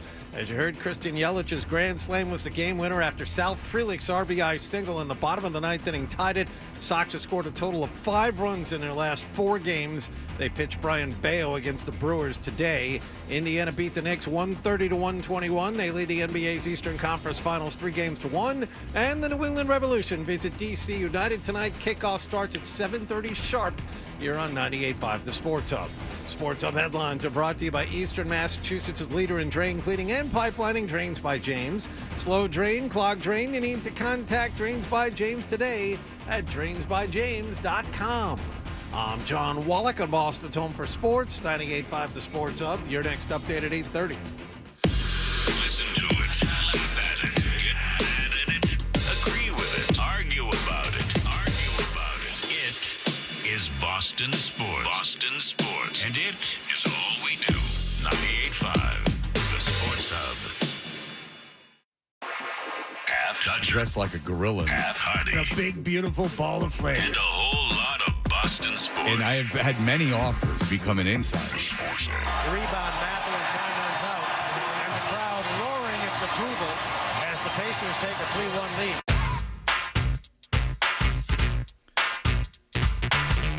Hey, we're Toucher and Hardy. You can watch us on YouTube. Subscribe to 98.5 The Sports Hub on YouTube. You know, we were just talking about CVS, and Adam was like, how do you get the app? And I'm like, you get the app. Well, wouldn't you know, Blind Scott's at CVS. Oh, of course he is. Yeah, I'm at CVS right now, actually. I'm trying to find someone to help me in here.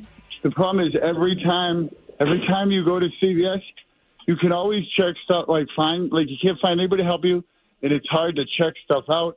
And when you ask for help, nobody shows up. So I'm just standing in CVS right now waiting for someone to help me. Well, hopefully someone's listening to the radio and they can come to the rescue. What do you need help with?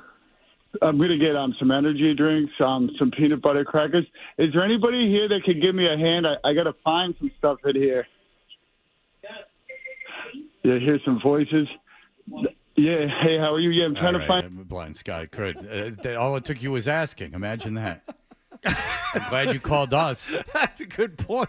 Maybe he hadn't asked anyone yet and called us for help. No, it seems rather coincidental that he asked for help and then immediately got it. You know, CVS is not like going to the perfume counter at Macy's where you're immediately descended upon by people trying to sell you things. Generally, they'll let you wander the aisles and not bother you. Oh, you're saying it's not like a car lot where they're selling $50,000 items where they want to sell them. Wait till he gets to self-checkout. That's going to be a whole different thing. That guy's in the peanut butter crackers aisle. I think he can probably handle this transaction by himself.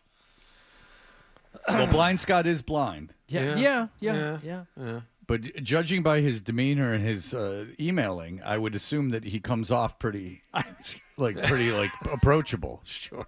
You know what I'm saying? He's not a problem customer at all. No. But I'm glad he called. He's like, as a matter of fact, I'm at CVS right now. I think I'll call the guys.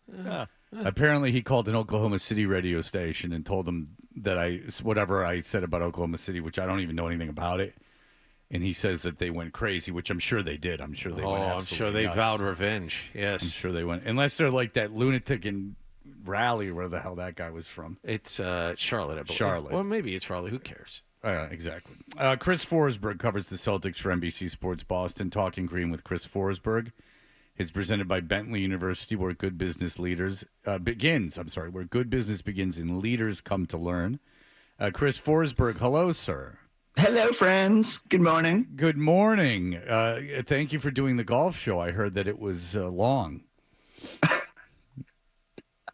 Highest rated golf show in. Well, that remains to be seen. But in all seriousness, it just sounds like you guys just talked about playing how you like to play golf. Fred, we were vibing. We don't come in with a rundown. We just let the conversation flow, see where it takes us.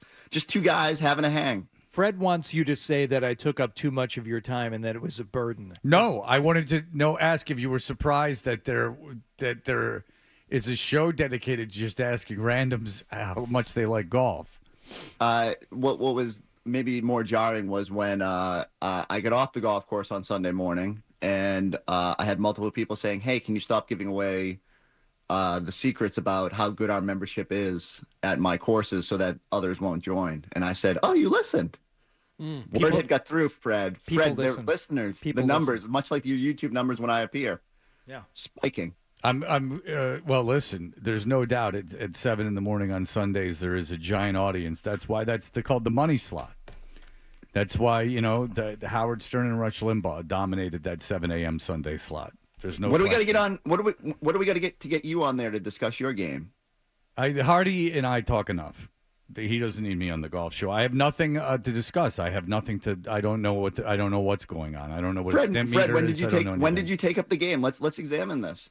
Are you sure? You sure you don't have? I don't know if I've ever really taken up the game, but I've played it sporadically, which is a shame because you and I think you and I talked about it. And I talked about this with somebody else not long ago. They said, "How Fred's game?" I said, "Oh, he can absolutely play. He can hit the ball, and he can play. He just chooses not to." It's the strangest thing. I don't know how you don't get that feeling that the tuning fork going off in your body and experiencing that blissful moment when you hit a good shot. You don't want to chase after it. That doesn't exist in you, Fred. I don't know. Yeah, why are you weird, Fred? I don't know. Yeah, why you hormonal chemical problems. I got gout. It's the gout. There's a lot of things going on right now. I did take colchicine last night at very late, and it made my upset stomach and lack of sleep. I don't feel good, Chris. I'm sorry. I'm sorry, playing Fred. hurt. You know what would help you? A little time on the golf course. Take your mind off it. I'd probably die from all that exertion. I mean, having to walk up to the ball and address it. And I'll be walking in the woods a lot.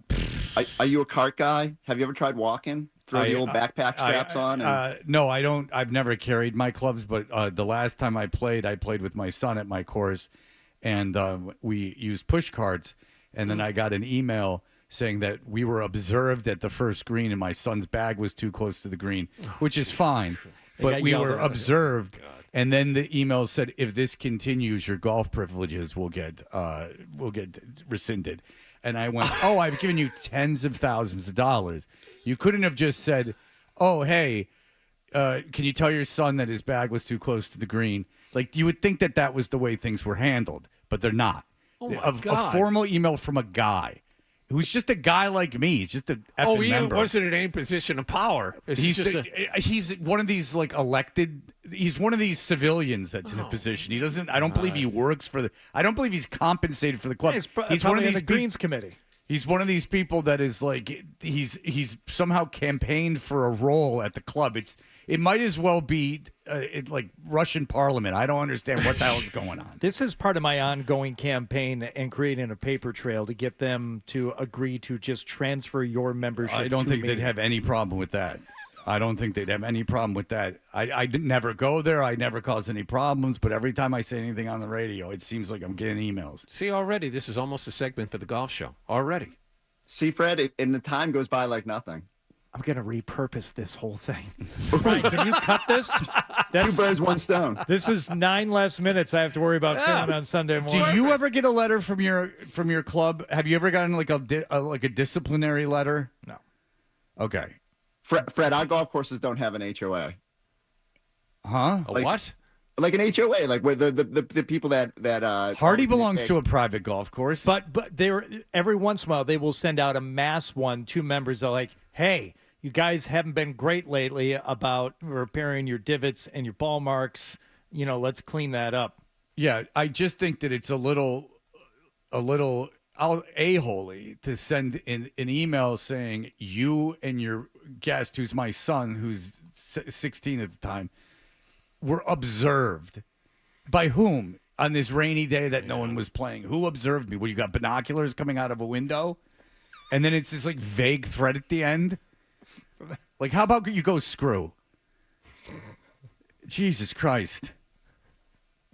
I'm sorry, Fred. I'd I'm leave sorry. with I know a great golf membership that you would not be hassled. Oh, at any, careful, at any careful! You can't talk too much about it. Don't want people invading your course. Yeah, they'll come out there to Worcester every One of the day. club's trustees was on the widow's walk and observed you. Yeah, I know. It's just like such a weird way to put it. Like, even if you were going to say something, why don't you just go, hey, Fred, we saw you were playing, and the guy you were playing with, his bag was too close to the green. We had a complaint. Could you in the future think about it? I believe. Do you think there was a complaint? Like, was there No. legitimately someone who? No, there was no one around. No. Was your shirt tucked in at the No, time? I think that they don't like me because of the way I am on the radio, and I think that they're picking on me. And you want the truth. And you don't tuck your shirt in. I had my shirt tucked in there. Ooh.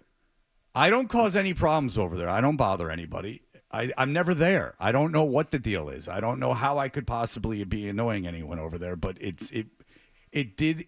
And even when I think about it now, it still pisses me off. I didn't shoot off an email in response willy-nilly. I thought about it and was still mad about it, or annoyed about it. Not mad. I'd have to care enough to be mad.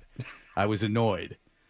Just like talk to people like they're human beings. It's not like I got drunk and like shoved one of the flagpoles in my orifice. Like, like it wasn't like outrageous behavior. I wasn't doing donuts like on the green. Like my son put a push cart too close to the green. That's insane. How about he's never played there before? And then you know what happened? To be honest with you, I told him, hey, you can't be that close to the green, and he moved it. You were observed. I mean, get out of here with that talk. F you. With your dumb club. I want out. And I got to go there tonight to eat, you dummies, because I have to eat all that stupid food that I have to pay for if I don't eat it. Does it bother you at all that you say this and then you have to go there? No. Don't send me those stupid emails when I don't go there. Stop bothering me. Is there any? We can end this nice and clean. You give me my money back, you'll never hear from me again. On the air, off. All right. Anyway. All right. So you had an article that was out called "Threading the Needle," Chris. We all three of us in the room had a hard time following all the machinations of it, but essentially, you want to keep Porzingis and trade two other guys. Is that right? The idea generally being, and we're going to do like today's pathway is hitting the reboot button, and that one's no fun. But the idea is, so the Celtics have some objectives this offseason, and one of them is going to be to get below the second apron to eliminate some of these penalties. And it could be even more drastic than that. But if you're just examining that pathway, my mind says the easiest way to do that is to move on from a veteran like Drew Holiday. It also has other pain points like having to move Sam Hauser, and you're essentially not taking back as much financial commitment as possible in order to give yourself the best pathway to have some more roster flexibility. And that sounds weird, right? But it's just the reality. So when people start making these trades and they're like, oh, go get this player and this player, the money just doesn't work. And I know it's frustrating, but I think part of this offseason, one of the things is just kind of educating people on how like drastic this new CBA is and how painful it's going to be for the Celtics who really got ahead of the curve before Banner 18 and now the rent's coming due. Right. And so do you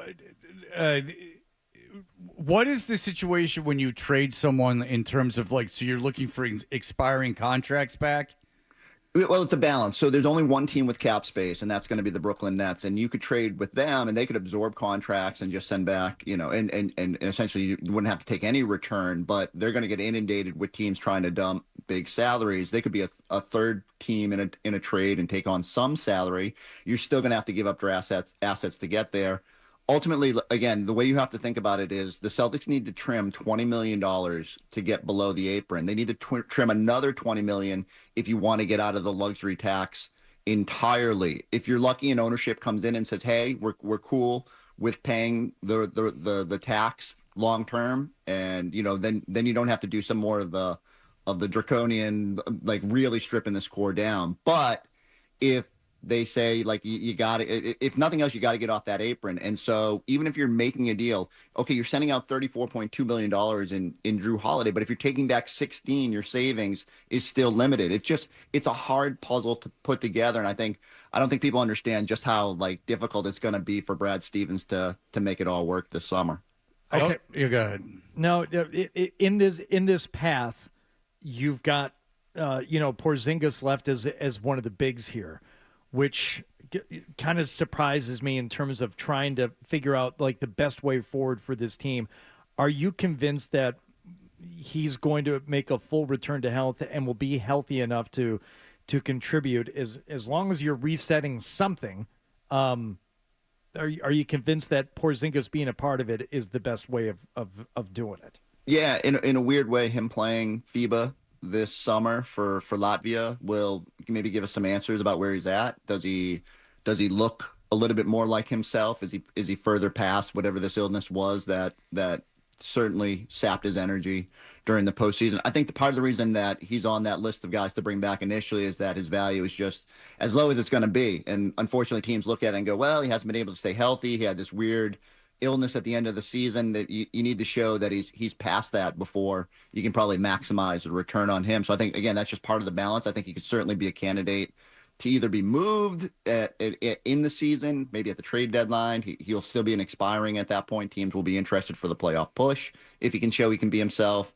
There's other more drastic options. Again, that if you just don't think he's ever going to be healthy, there's ways to get that salary off the books that is not great. And what do you mean? What do you do that's not great? So if you can essentially waive and stretch someone over 3 seasons. So if the Celtics were just convinced that you're not going to get a return on him, that you're going to have to pay somebody to pretty much take on his money, and didn't want to wait, and again, you just, the more likely scenario is you just wait through the season. He's an expiring deal. He comes off the books a year later. But let's say they need as much money savings as possible.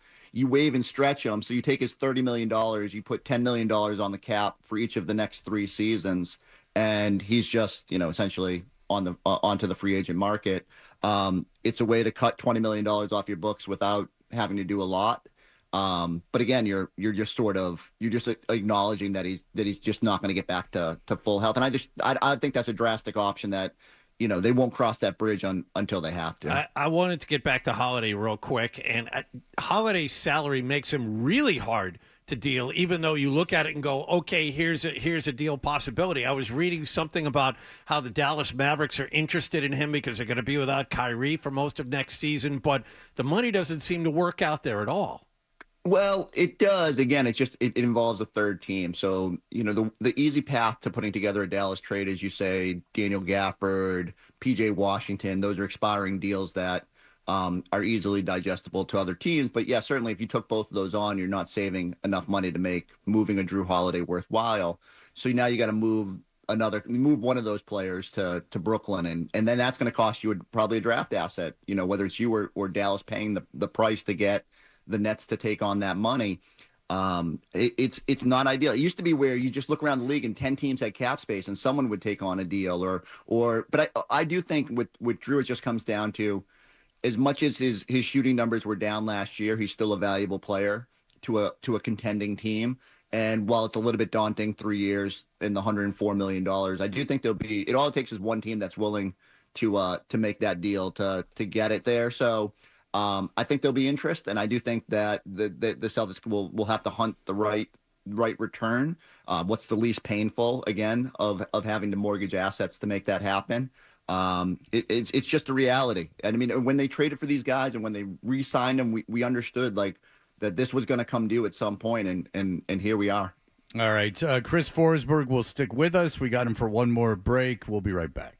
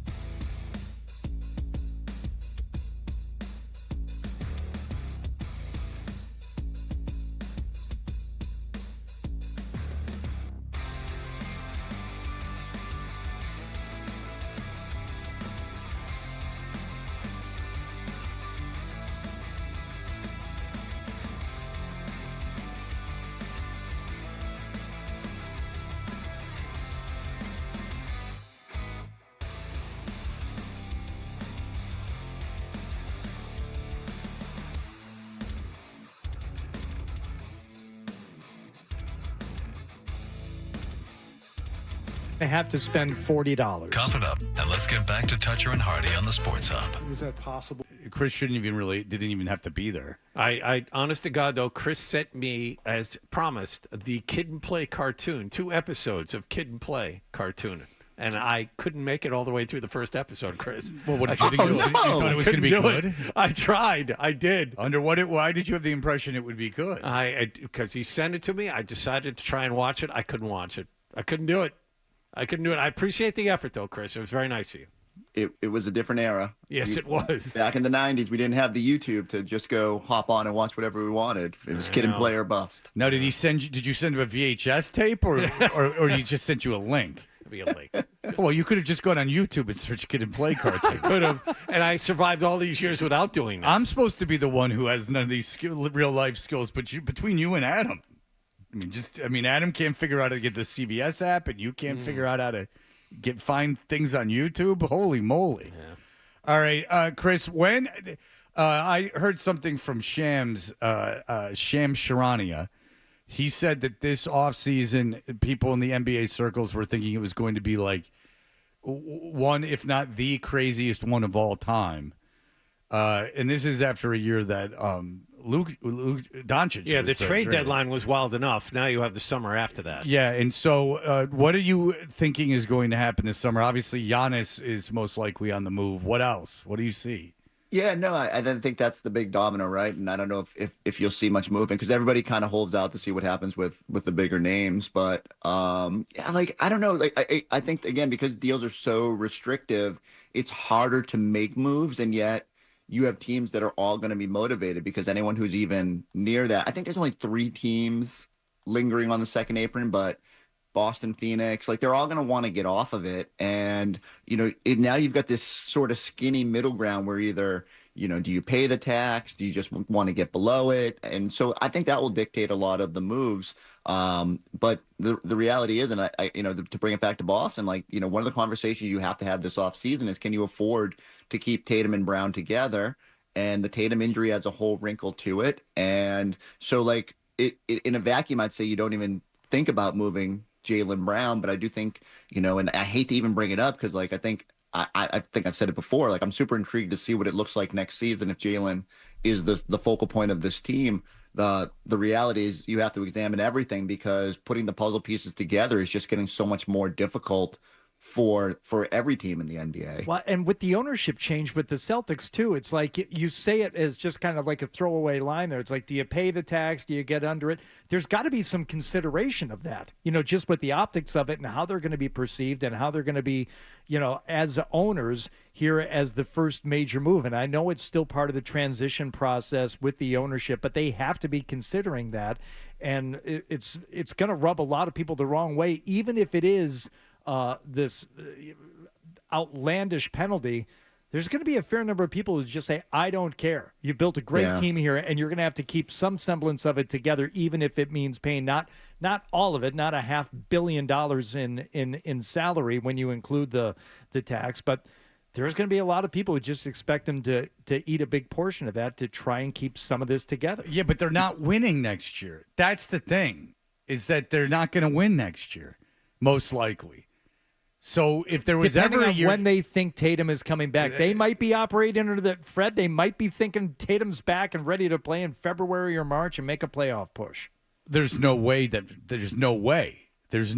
Chris, is anybody thinking that? So it's such a balance because while we are waiting for more answers about a timeline, you look at some of the, and it's weird because some of the running backs in the NFL have come back after 8 months, right? And yet, did you see Aaron Rodgers coming back after an Achilles injury last year? He played in every game. He was really good. No, he can't move. It was the problem with him. And then, the teams that won him are hoping against hope that now that he's 2 years removed from the injury, he'll be moving around. See, that's the thing about Achilles injuries. But he's old and dumb. That's true. Your intelligence does affect how you heal. Thank you. That is true. You're saying he didn't put all his effort into it. There's a notion that he's going to be ready in the spring. I don't. He got hurt in the playoffs. It's not like he got hurt in the winter. I mean, he got hurt in the playoffs.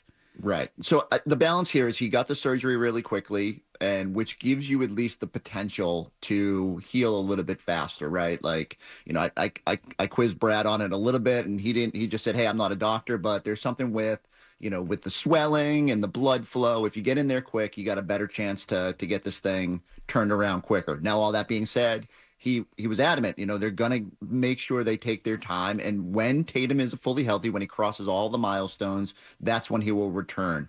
It feels slightly reckless to think that would be in the playoffs next season, like that you would just try to turn someone loose who hasn't. Go have him rip it again, or have him. Right. And then, when you're coming off these injuries, what gets hurt? Other stuff. Right. Like when you come back too quickly for an injury, maybe it's not even your Achilles, but then that's when you tear an ACL because you're compensating and moving differently. Like there's a lot that's got to happen.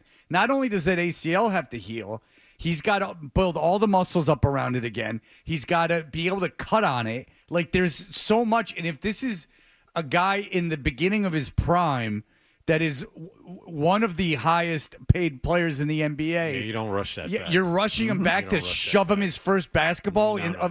And by the way, I wouldn't look for Jason Tatum to be Jason Tatum until 2027, 28.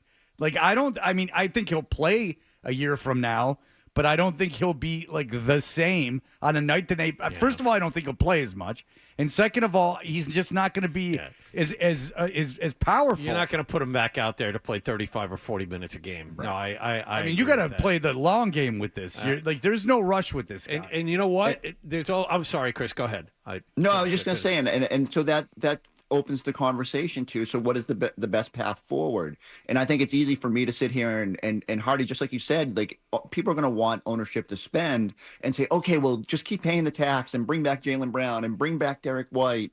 But if your reality is that Tatum isn't going to play next season, then Jaylen Brown's going to be knocking on the doorstep of 30 by the time Tatum plays his next game in 26-27.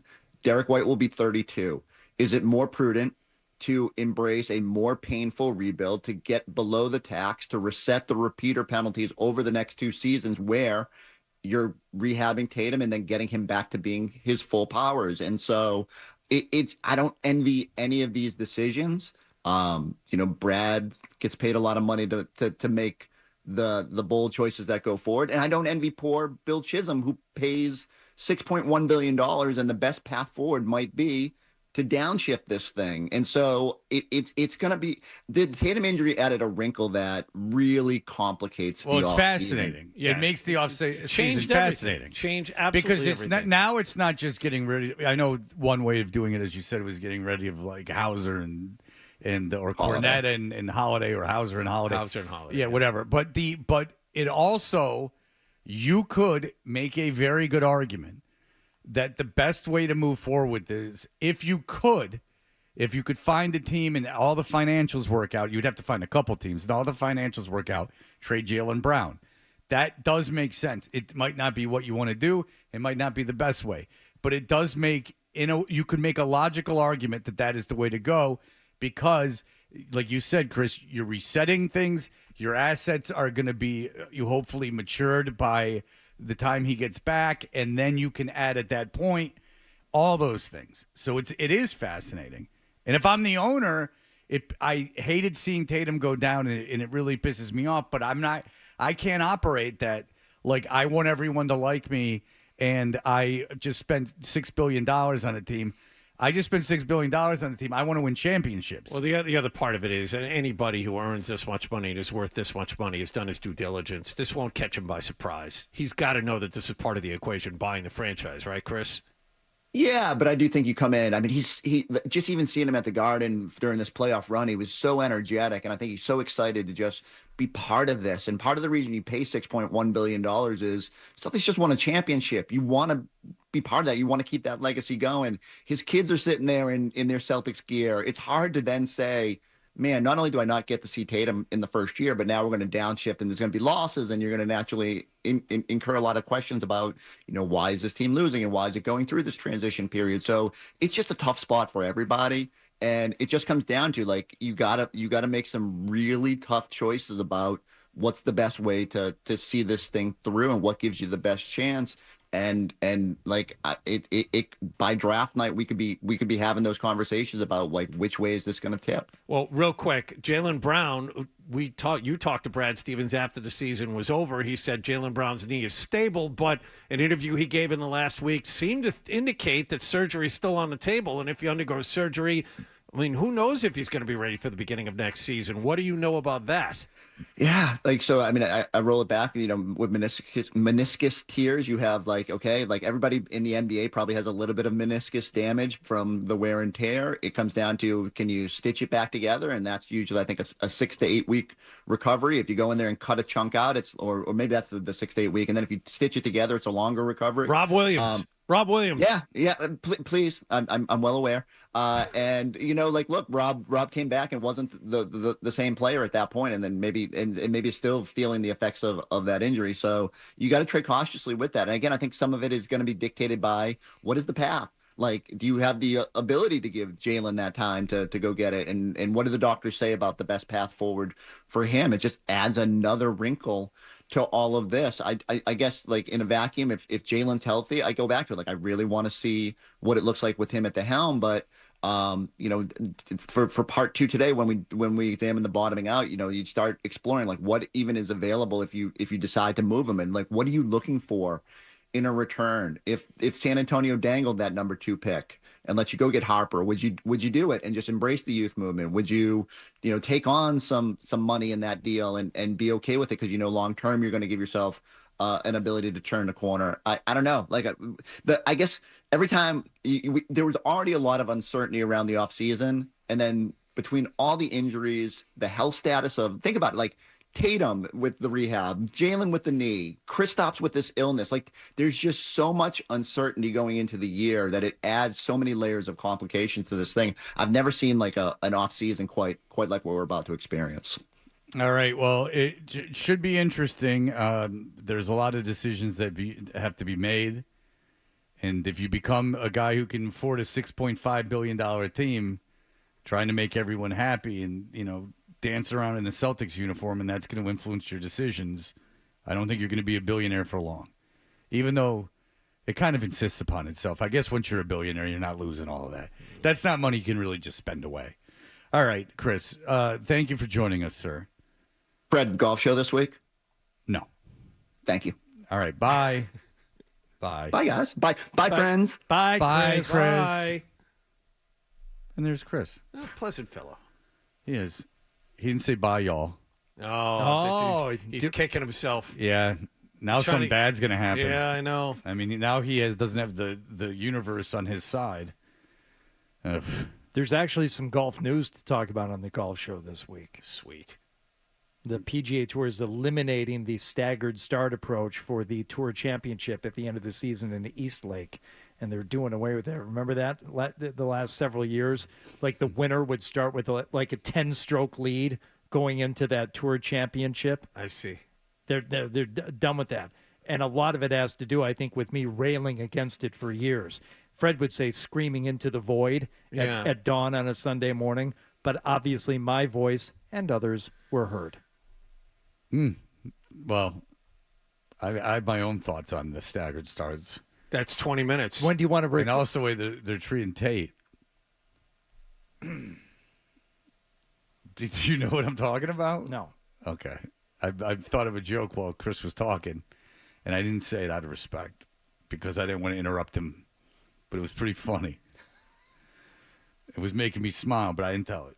Okay. It was a pun. It won't be funny now. I'll have to tell you off air. Oh, I think it'll be funny. Oh, come on. No, I think it'll be really funny. It's not really a joke. It's just it would have been fun in the moment, and then the moment's gone. I want it. So much of it is it is timing.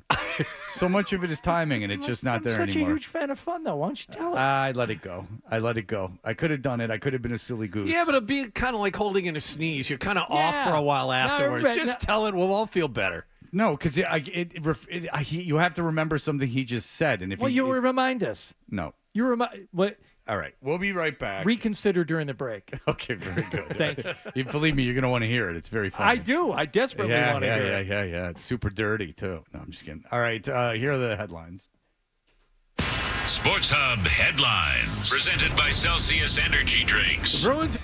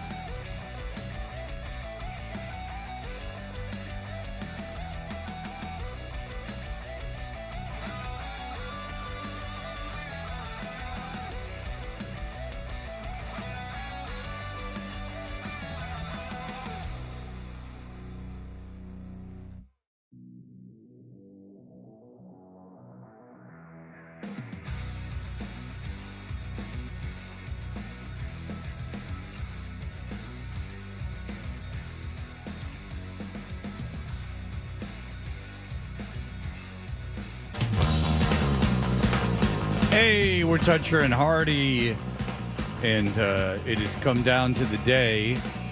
Hardy and Felger are playing in their big old doubles pickleball match for charity against Rob Gronkowski and Julian Edelman, who you figure had to fly in for it, so that's nice of them. Yeah, it's the second annual Pickleball for a Purpose tonight. It's in Natick. Yep, at Bossy Premier Pickleball in Natick, 5 to 8 p.m. Now, are you going, John? Because you live in Natick. You could walk there, probably. Yeah, it is somewhat nearby where I live. Maybe. Maybe. Well, what else you got to do? I have to take the kids to AAU basketball practice. Why is AAU going on now? What's that? They play spring AAU? They're wrapping things up this weekend, actually. This is the... Is it year-round? They're going to hurt their knees. Yes, I know. Hardy, I will try. I can't guarantee anything. Don't do me any favors. Oh, look at stupid you bird. pouting. Now, is this open for the public? Yeah, you can buy tickets to attend. How much does it cost to get in? $100,000, John. How much? How much does it cost to get in? I don't know. Have you been to Bossy? Part of the event. I figured you knew. Well, I mean, it's not often that a charity event's going to advertise how much it costs to get in, but are there stands there? I'm being serious. Have you been there? I have not been there. I hear it's great. I hear the facility is awesome. It used to be like an anchor store, so I imagine it's huge. Well, a lot of pickleball places will have, like where I play, there are 3 courts. You go to other dedicated pickleball places, there might be 10 courts. I think there's like 20 at this place, so it's huge. Woof. Yeah. That's a lot more than 3. That's 17 more. This place is apparently huge. And you can eat and drink and you can hang and you can. You know what you can I don't like that there's alcohol there. It kind of it cheapens the experience. It's not about that. It's about taking the pickleball. It's about I would think you would pickleball. like that, you big drunk.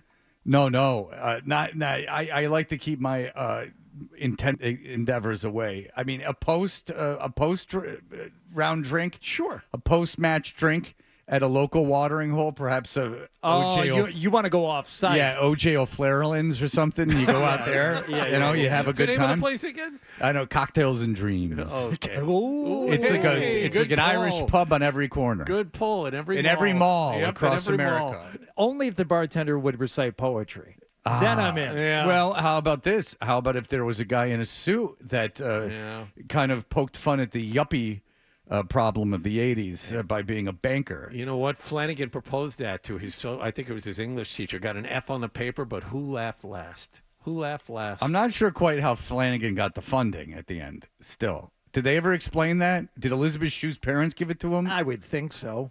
Okay. Well, maybe just scrapping along and hard work many years later. And I want to know what town didn't have a bar in it, like a bar. He's like, I got this idea. It's in Utah. It's exactly like you know all these like New York, right? Like we got these like Irish pubs. Like, what if you had them in other cities?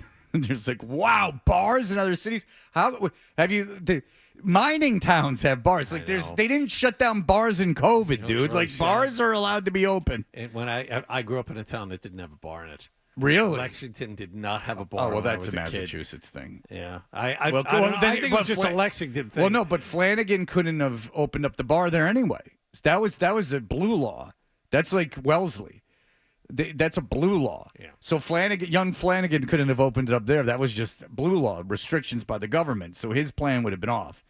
But so anyway, so Hardy and Felger. Felger's nice to play in this. Yeah. He gets to leave work early, most likely. No, he doesn't have to, actually. I think we're taking on Gronkowski and Edelman later on. That in the would make evening. sense. So he's going to work presumably his whole show tonight, now, much like he did last night. And I think a combination of my worrying and him just deciding to do the right thing, he did agree to one practice session last night. Okay. Yeah. So I recruited 2 guys that I play with regularly to meet us up at a location. I don't want to say exactly where because as we got there, we realized they weren't technically open. I like a little danger with my ball. A little pickleball danger. Oh, man. This is like kids like going into backyards and skating pools, man. Wow. You worried about the getting- police being called in? No, we didn't have to hop the fence or anything, but let's just say the facility was not technically open yesterday. Yikes. Wow. We showed up. Now, my favorite thing about this was these guys that I play with, we just talk pickle, right? We don't, there's not a lot of other conversation going on. Okay. So after I recruited him, I said, here's where we're playing with. It's with a coworker, and we're meeting here, and they're like, great, happy to help. We'll try and get you guys ready. Great. So the three of us show up before Mike does because he was working, and I said, just so you guys, do you know who Mike Felger is? And both of them said no. Oh, perfect. That story's a lot better than I thought it was going to be. I thought they were going to care, and I was going to go boo. Which was oddly, it was good, like comforting. That's good. I'm like, oh, and I realized we've never talking about my work. Don't know, don't care. Perfect. Which is not great for us, seeing how they're both in the target demo. But how old are they? I would say one of them is my age. The other one is maybe 30. Huh? That's but not so they're great. but they're both, I think, from New York originally. Or they got problems or something. And you can't relate to the common man. Yeah. Not their thing necessarily. So earlier in the day, Felger had texted me, "Hey, do you have a racket I can use for tonight?" And I said, "Jesus, paddle? Yeah, I can get you a paddle to use for tonight." So we're in trouble. He's calling it a racket, number one. Yeah. But he showed up against these two guys who are pretty good. They didn't blank us in the first game. I think we lost 11-1 in our first warm-up game. Then we got it to 11-5, 11-6, and we ended up playing 4 or 5. By the last practice match we had last night, we lost 11-9, and we had a chance to win it. Okay. So Mike and I got better progressively as we played together last night. So And you managed to avoid the po-po as you illegally played at that place. You broke in. Yeah, I mean, it was breaking and entering. I mean, these are felonies. Can you imagine what would have happened if someone had caught them? I mean, I'm getting Instant notes from my jail son time. having his push bag too close to the green. I can only imagine when you jimmy a lock to get into a there was no lock pickleball jimmying facility. No. Was it outdoor or indoor? Outdoor. Okay. Oh, that sounds even more dangerous. Did you have to open the fence? It did have a feeling of taking our boards into an empty swimming pool. Well, you've made that reference, Oh, I but didn't thank hear you you. for you didn't. I was too busy thinking about Felger calling it a racket as opposed to a paddle. And I said, you know what? I called one of my guys. I said, do you have an extra paddle? Sure. But I stopped and bought one for Mike anyway. I picked out a nice paddle for him. All right. Well, all of this is interesting, but you're bringing your phone there, correct? Yeah. All right, and you will try to interview at least Edelman about Bill Belichick and everything that's happening with him. Edelman will do it. He'll do it. Yeah, of course he'd do it. Yeah. I mean, I don't think you have to go like, hey, I want to interview you, but you just be like, hey, like, Yeah. You're talking and you're like, I want to, hey, let's talk about Belichick real quick. Just point a microphone at him. He'll start talking. Don't worry. Just be like, my wife knows a producer that wants to make failed pilots. Right. Would you like to invest? Yeah, my buddy works for HBO. Really? Yeah. Oh, fantastic. Yeah, I think that they're doing a reboot of Entourage. They're looking for douchebags. All right, very good. I think you're lessening my chances of getting that I'm exclusive with Julian I'm Edelman. joking around. Right. I'm joking around. I like Julian Edelman. He was always nice to me. All right, we'll be back in just a moment. Toucher and Hardy.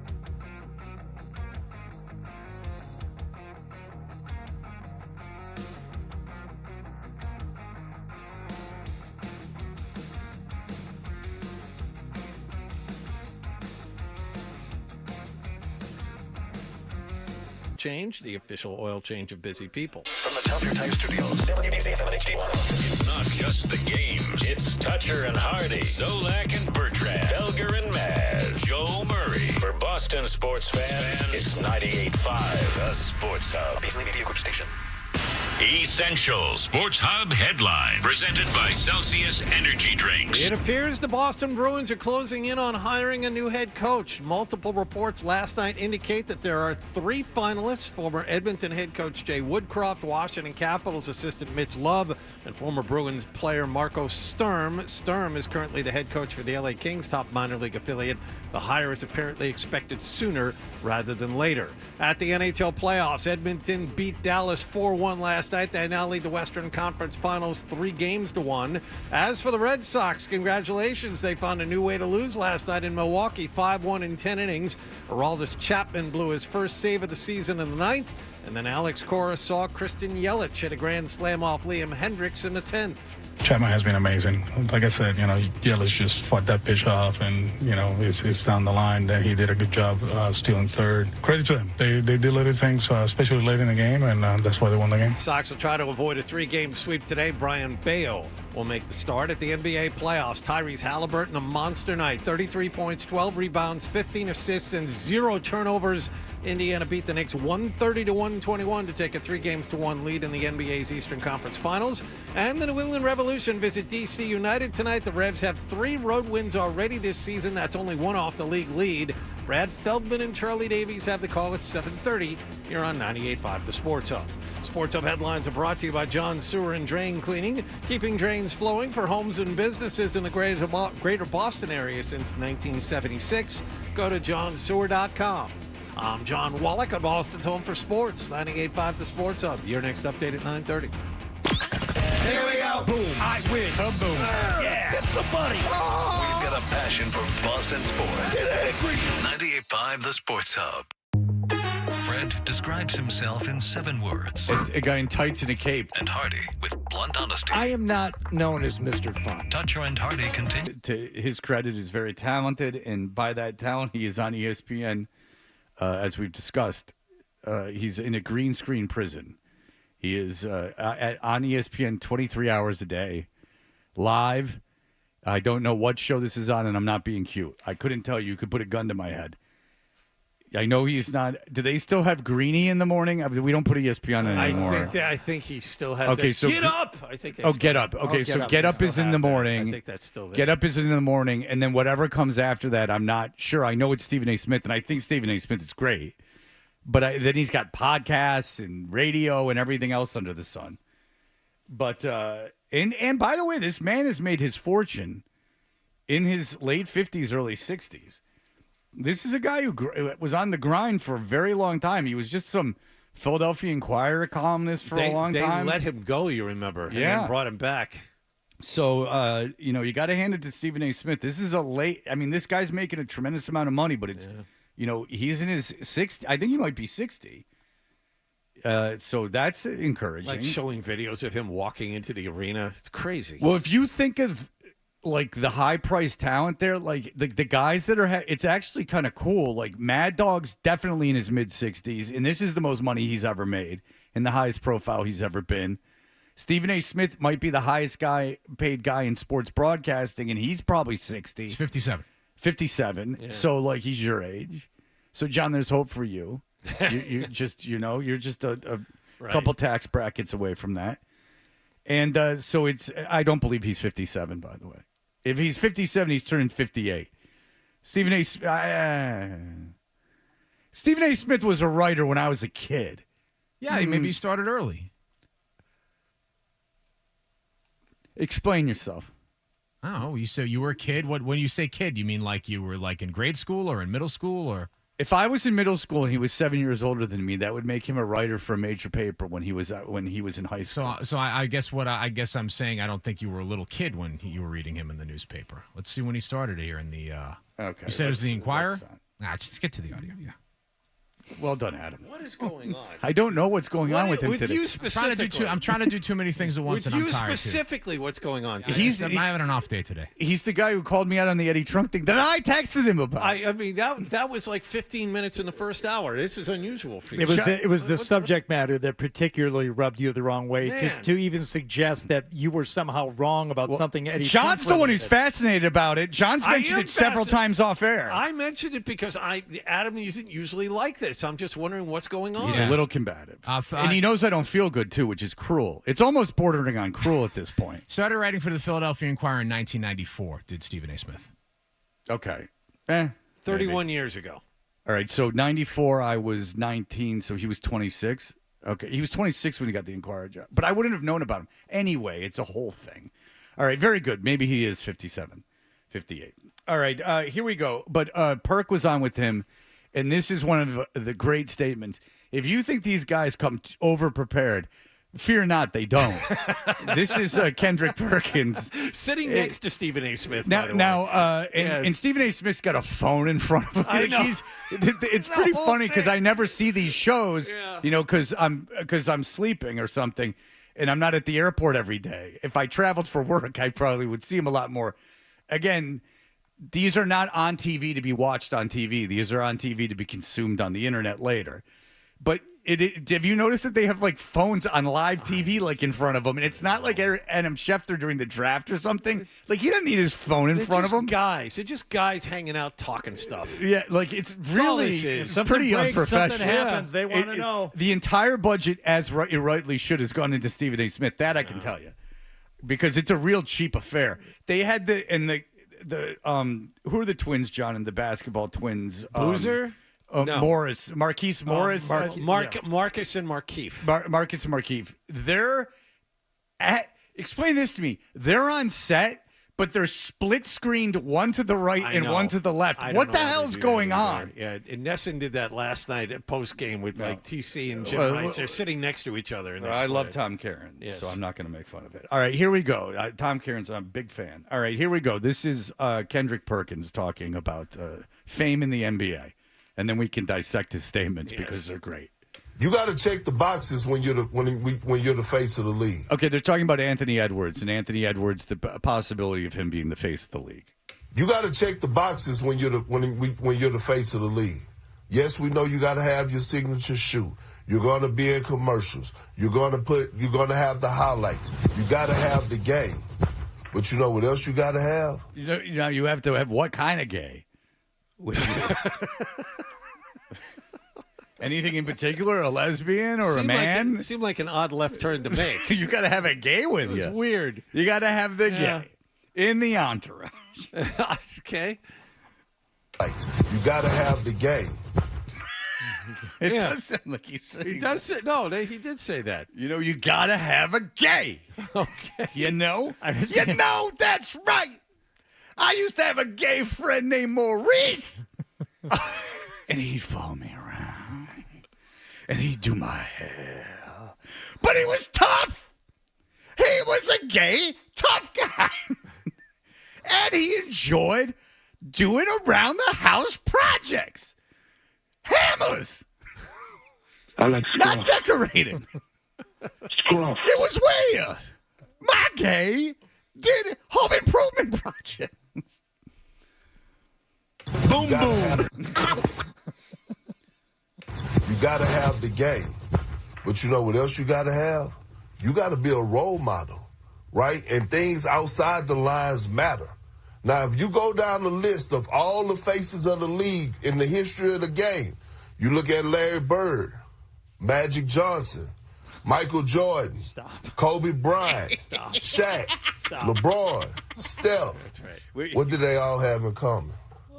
While they was playing in the league, they all were family men. They all were married with kids. That's right. And if you think that don't play a role as far as the role model, this is facts. This is not something that I'm making. Hold on. But this is not something that I'm making up. What happened? What happened to them after they retired? That's their business. Right. But while they are playing or was playing They were family men. Don't try Married and stop me. with Well, kids. Don't try and stop me. First of all, Well, first of all, they can't start talking about it because then they're going to have to get into Kobe, which is like very Right, they were third rail all stuff very, for them. very squeaky clean, most of those guys. Well, we'll get into the specifics of just how wrong he was. I know. First of all, the notion that you have to be married with a family is nonsense. Right, I mean, that's completely. You're marketing yourself to kids. Kids don't care if you're married. That's nonsense. And first of all, to be like a moral, upstanding guy, if that's the point he's trying to make, being married has nothing to do with that. You can be single and, you could be single and not be with anybody. You could just be like, you could be Morrissey. let's be fair here. Let's be fair here. When you talk about being the face of the league, it's not just about your game on the court. It's about what you do off the court. I think that we ain't gonna get into anybody's business. We don't do that because on he this knows show. he can't do Kobe Bryant because Kobe Bryant, is died tragically, and you can't really talk about him. But there was that pesky rape charge. Yeah, and then Magic was was a bastion of celibacy, celibacy, Right. and Magic Johnson, who apparently was having sex with everyone. Well, just having, the teammates getting caught with hookers and everything else. I mean, I think those Laker teams had a little fun. I know Magic's and been then, open about that. And then Michael Jordan, that whole having to retire so he could get away for a while because Lord knows what he was up to. That's so ludicrous. Now, were guys protected back then? Absolutely. But when Kobe was in his prime, maybe a little less, but in the 80s, were guys protected? There was not this paparazzi everywhere. There certainly wasn't camera phones. Like, there's a lot of stuff that probably they got away with. I mean, they did. I mean, everyone thought Magic was a wholesome guy. Jesus. I mean, Isaiah Thomas, you'll remember Isaiah Thomas in Detroit. Every commercial was him and his mom. And she go, "Oh, Isaiah." Like, everything was with his mom.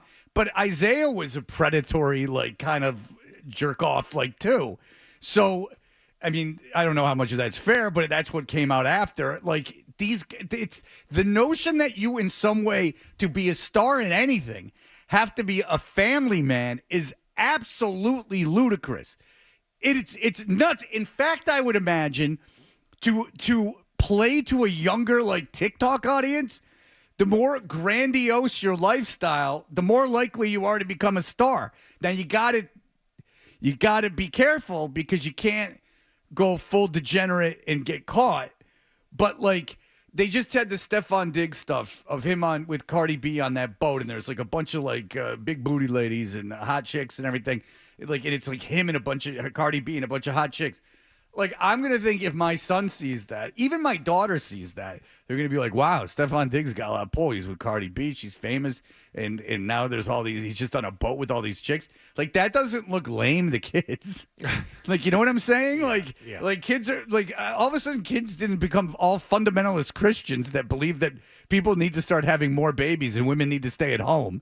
I mean, this is what are you talking about? That is such a preposterous take. And I sorry, John, but I think this is a case. I'll give Perk the benefit of the doubt. Is you're filling up so much time, and sometimes you have a kernel of an idea, and then you just run with it. Okay, and you start. Here's where you start stop talking about it as you're already saying. Here's where you stop. You stop at when you say Kobe Bryant and Magic Johnson, and Michael Jordan. Maybe that triggers something in your head. Now, Steph Curry. Now, from all reports, Steph Curry's like this amazing, like wholesome, amazing guy. Like everything I see him doing when he doesn't even know cameras are on, like he seems like a phenomenal individual. Obviously, Draymond Green has something to do with that, but his influence. Yeah, of course. In terms of making him a solid grounded. Well, his presence allows him to accept that part of his life. Right. But you know what? The Steph Curry one is interesting because when he used to bring his kid into the press conferences, people found that more annoying than anything. I didn't find that. I'm sorry, but I didn't find that annoying. But I do. Like every time I see like them, and they're not set. I'm savvy enough in media to believe I know when things are set up. Like, there's stuff, like, where Steph Curry will, like, see a dude that, like, was his high school teacher and then, like, come up and, like, hang out with the guy. Or, like, when kids want crap, like, he's always around, like, giving them his shoes and stuff. Like, he just seems like a good guy. Whatever. Steph Curry just seems like almost superhumanly starry and like great. But if he didn't have any of that, and all he was the best 3-point shooter of all time, he would still be a major star. I still think he'd be a leader and a star and everything. But my point was, you said sometimes you have so much time to fill, and my point is this: is that outside of Steph Curry, because Larry Bird was a dick too. So outside of Steph Curry, and what is Larry Bird's marriage situation? Did he even do that? Bird actually had a child out of wedlock. Yeah, all right. Well, good for him. That's surprising out of rural Indiana. So I was surprised. That's shocking stuff. So and it was born and then it happened. So but the minute I say Magic, Kobe, and Michael Jordan, then maybe something triggers in my brain, and I go, oh, you know what would have been funny if he said it, and then he said those names, and he said, well, never mind. That actually would have been great if he would have, you know what, never mind, and everyone started laughing, and he was just like, never mind. Like you're so phenomenally wrong. The premise is stupid, but I'd excuse that, Hardy, if just the premise was dumb. Yeah. Because, you got time to fill. Like, why can't Anthony Edwards be the face of the league? Well, you got to be a family man. Like whatever. Okay, that's dumb, but like whatever. You got to fill time. But then you start listing off guys, and 4 of the 5 are all very flawed men, especially in the area of family. Yeah. Let's be realistic here. I mean, you got to and to Stephen A. Smith's credit, he knows the third rail is that Kobe Bryant is a big, huge third rail for them. Because Kobe, again, he died way too soon. Terrible, terrible tragedy. Him and his daughter, just awful the way they died. But because of that, like, he's like kind of untouchable for ESPN to talk about. Like, it would be considered for them in bad taste to bring up any of the things that he may or might not have done when he was alive, because it's unfair to the family and things of that nature, right? So there you go. I thought that was great. Perkins really just going down a path that he couldn't backtrack on, and then Stephen A. Smith having the wherewithal to go, you mentioned Kobe Bryant, let's just stop. He goes, like, we're not going to get into anyone's. Suffice it to say, we're not going to get into anyone's lives. It would have been great if he'd said, all right, well, leave basketball out of it then. Tiger Woods. You just find the most upstanding, biggest stars in any sport. The family man. Yeah, you know what, Perk? It's not important. It's not. Let's go into the world of billiards and professional darts. There's all these men. I think it might be the Aaron opposite. Rodgers. He has an entire family who won't talk to him. Right. It's not important. Yeah. You might want it to be important. It's not. Family men like Tom Brady. Exactly. It's just. Not that he has a bad relationship with his kids, but it is not the traditional sense of like a solid. It's not that. He said you have to be married with kids. Yeah, well. And Tom Brady has managed to do fairly well. Listen, of course you can be a good father or mother without being married. Of course, that's ludicrous that you couldn't be. But his thesis was you had to be married. This what makes it even dumber. It wasn't you have to be a good dad. It was that you have to be married with kids. It's ludicrous. How many famous athletes, could stay married? How many famous people could stay married? It's impossible enough to stay married, let alone if you're rich and famous. It's got to be the temptation and everything else. Get out of here with that. And I can understand it from both people in the relationship's perspective. Like, if you're the athlete and this rich guy, you probably feel that, like, look, I'm contributing all this financially and all this clout to the family. Like, I deserve to be able to behave in a certain way. And your partner's probably like, well, we're married and you shouldn't be able to behave like that just because you make that money. We're a partnership. I get it from both sides. But that's probably why it's so impossible to stay married. All right. Very good. There you have it. I love Kendrick. Even though he's coming into the studio now. Not our studio, but just studio at ESPN. Yeah. He couldn't be bothered at NBC Sports Boston. But now he's going in. All right, we'll be back in just a moment. How the hell is engaging in porn not promiscuous?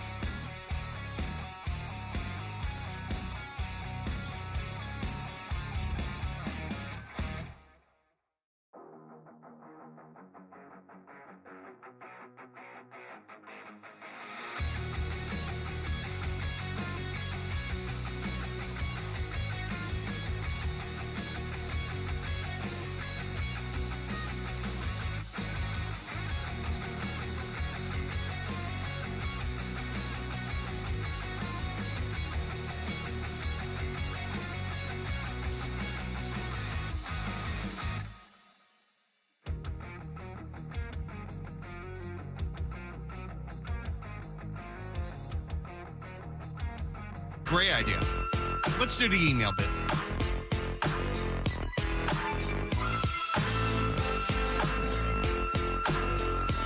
I saw him do the thing at the YMCA while they were in character. John Oliver was hosting it, and it was not hard to get him to change subjects. He kind of ruined it in some ways. Oh.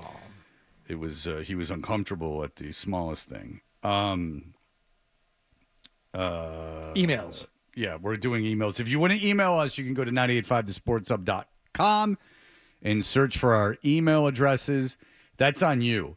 You know, it's not out. I'm not going to laundry list this BS for you. Okay? That's you. What I will tell you is that if you're on Twitter for whatever God knows reason that you would be on it as a civilian, I don't know why you would be on it. But if you insist upon it, you can follow us at Toucher and Hardy. There's not a lot of thought that gets put into that. Nah, the Twitter is not. No, it's horrible. Thing and so I can't even. I've made it so I can't even get on it. So now with the Elon Musk, you can't even get on it. Like you try to get on it with it on an account, you're out of luck. But I am on Instagram, and as the Toucher and Hardy, at Toucher and Hardy on Instagram, at Fred Toucher on Instagram, which ever since this Bill Belichick stuff's coming out has been running like hot cakes. Pablo Torre starts getting involved in your stuff and becoming a collaborator. You pick up some followers. Wildfire, baby. I can only Wildfire, uncontrolled. I hope he sues North Carolina this weekend. Oh, he's going to sue North Carolina. No, and what we're talking about is North Carolina has until Sunday to reply to a public records request for multiple emails sent between Bill Belichick, Jordan Hudson, and the school. They have not turned it over yet. Pablo Torre has said he's going to sue if they don't turn it over by Sunday. Because it's a public university funded by taxpayers, there's a Freedom of Information Act which is makes that and maybe I read if there's a hope that Jordan being on those and her not being an employee of the school would somehow make them not part of that. The answer to that is no. They would be still a part of it because they're from UNC. All right, just because you're emailing outside of the, if you're using a government account, if just because you're not emailing someone in the organization, you are still there. I mean, that would be ridiculous. Only inner organization emails can be released. Like they have to be released. Right. They're They're paid by the public. The public has a right to know. It's a tenet of this democracy. Jeremy says, "Is Hardy insane?" And I thought this too because I had a couple of FBI friends of mine reach out. I really did. Talk to me. He's on the air admitting that he broke the law. There's probably some hardened detective pouring through hours of security footage to see who the scoundrels that hopped the fence and used the pickleball court last night who were just handed the keys to the case. I expected we'd be hearing tomorrow that Hardy was arrested on his way to work his grand theft pickle crimes. No, they're going to wait for him in Natick today. We can't just there's going to be like pickle perp. You better have your citizenship papers in order, my We're friend. going to wait for him. That's kind of a store that's off by itself down at the end of the mall. There's plenty of room for police to wait for you. Going to need a presidential pickle pardon. Yeah. No, there was no fence hopping. There was no gate breaking. There was no lock picking. So how do you know if the place was open or closed? Yeah, Jesus. Because it was a place that was open uncharacteristically on the Monday holiday, which meant they were closed yesterday. But if there were no fences and there's no hours, how do you know? Because it's a thing. You know what I'm talking about. No idea what you're talking about. Private clubs that are generally closed on Mondays but stay open for holidays will then close on Tuesdays instead. So you're trespassing. Was someone a member at the club? Yes. Oh, so there's no problem then. It's kind of a problem. I don't foresee a problem. It's not like But it won't your be my- son. It's if- not having your son put his roller bag too close to the Yes. push Then cart you're too gonna close get to a the stern green. email. Put it this way: if there does end up being a problem, it won't be my problem. Oh, okay. I see. Oh, I'm happy to hear that. Okay. None of us want to see you taken off in cuffs. Thank you. So Felger's club, you broke into it. Wow. My God. And actually, he was last to be there, so that makes sense. That means that the four of them were three of those people. They're not even members, and they're around there, and that's in my neighborhood. Haji, Oh, boy. Stop it. Wow. Wow, and I thought I was a scofflaw with my whole thing. You think they'll send Felger an email? No. No. I think they only do that to people that they're trying to to deliberately aggravate. Never which I truly invited think they back. are. Thank you. Hi, Fred. I occasionally take different medicine for uric acid buildup, which causes gout. Indomycin. And while it doesn't make my stomach hurt, I have noticed that the label on the bottle says, do not lie down for 10 minutes after taking. I wonder if something similar leads to your issues. I only read that because I do think that's a funny instruction. Like the medicine, if you somehow lie down, all of a sudden becomes toxic. That seems like a very arbitrary thing. Like, isn't most medicine taken while infirmed and seated? Especially something like gout where you really can't walk. And how come sitting up is better than laying down? Is it somehow acidic and gets back up into your esophagus? No, you need gravity to help it, and go down into your stomach. No, I know that. I know that. Maybe if this is from Nick, maybe if ESPN wasn't trying to chase the lightning in a bottle that is inside the NBA, they would be an entertaining product. Okay, so the Shaquille O'Neal, Charles Barkley, who are the Ernie Johnson. Ernie Johnson, Kenny the Jet Smith. Those guys have got something going there where I believe they have tapped into this wonderful area of they don't care too much. They don't work too hard at it. That's obvious. They yeah. don't care too much, and it makes for a very relaxing, entertaining product. It's tough to do that when you're trying to get something going. You just said it. You're trying. Yeah. Those guys aren't trying. They've got it. They're doing what they're doing, and people like it. So I don't know how you replicate that. Hey guys, we're going to start this thing. The main goal here, or the main trick, is don't try too hard. We're not going to make it too good. Did you follow the link that the guy sent? It says ESPN basketball coverage is so hilariously bad. Mike Breen is washed. Doris Burke is terrible. That's right. I am terrible. Let's find out just how. Why don't you enter my territory and see how Doris handles you? Doris the terrible.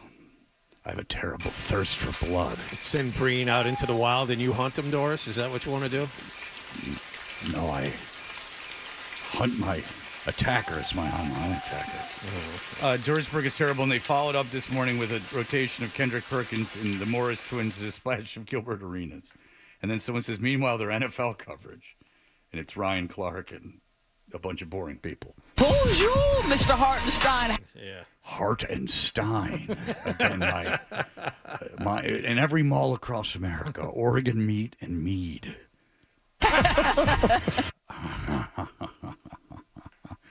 It's a bloodbath. It's a real bloodbath. That juice you feel running down your chin is blood. Best wear the smock we provide.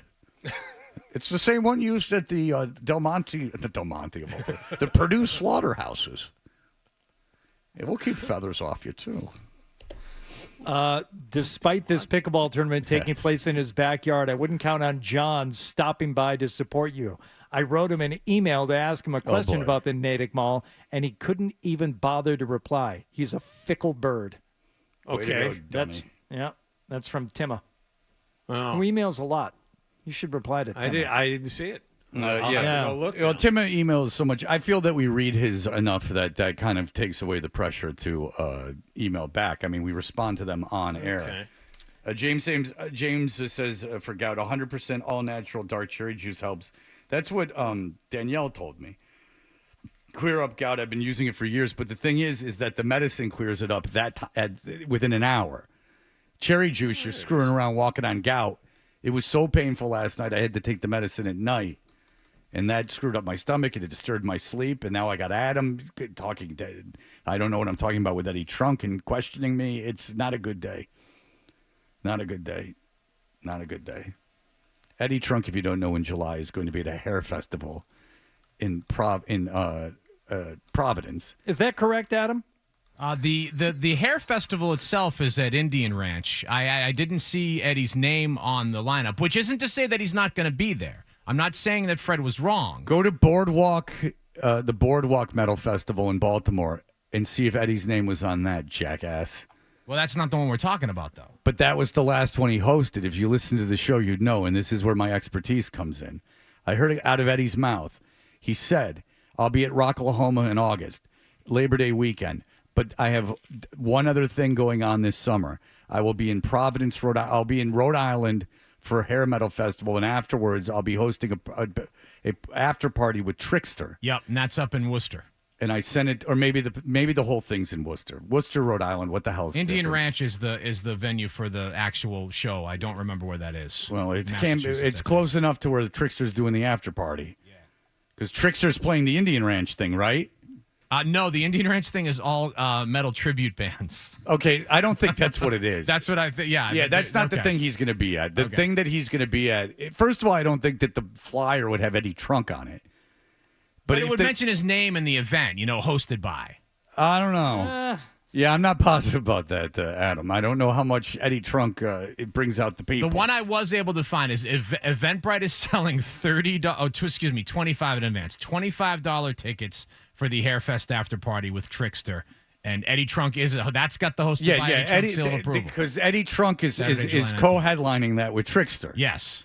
Now, you recall I sent this information to you right as I heard it. I voice dictated it into the phone. And I replied to you right away. No, I know, but then now you're challenging me on it when I'm the one who heard I don't know what his argument is. What's the argument? I think even looked up the wrong thing. I think we figured it out. I think I was looking at the wrong. So I had found a whole other event that I thought he was part of. I didn't see his name on it. I'm like, are you sure this is the one? Well, the one thing we know he's part of is the after party, which I guess we have to. Well, someone's got to go to that. I put in my 5,000 hours of Eddie Trunk, so I can be an expert. You're the expert, okay? Yeah, so I can. I'm the expert. Who are we going to send to this though? Because we got to send someone to this. See, that's just the thing that happens at that is that you just talk to people and like you're kind of making fun of them, and all they're trying to do is have a good time. Yeah, and then I always feel like a jerk.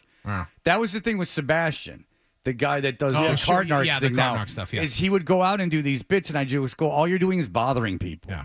Like if someone wants to go to a Trickster after party and they like Trickster, like I mean, yeah, they're heshers, but like I don't want to sit there and like go, hey, look at these idiots. They're at something they want to have fun at, and we got a guy there to like make fun of them. Now, if there were people there that were like there to see Eddie Trunk, that might be fun just to talk to them about like how much Eddie Trunk means to them. That we could do.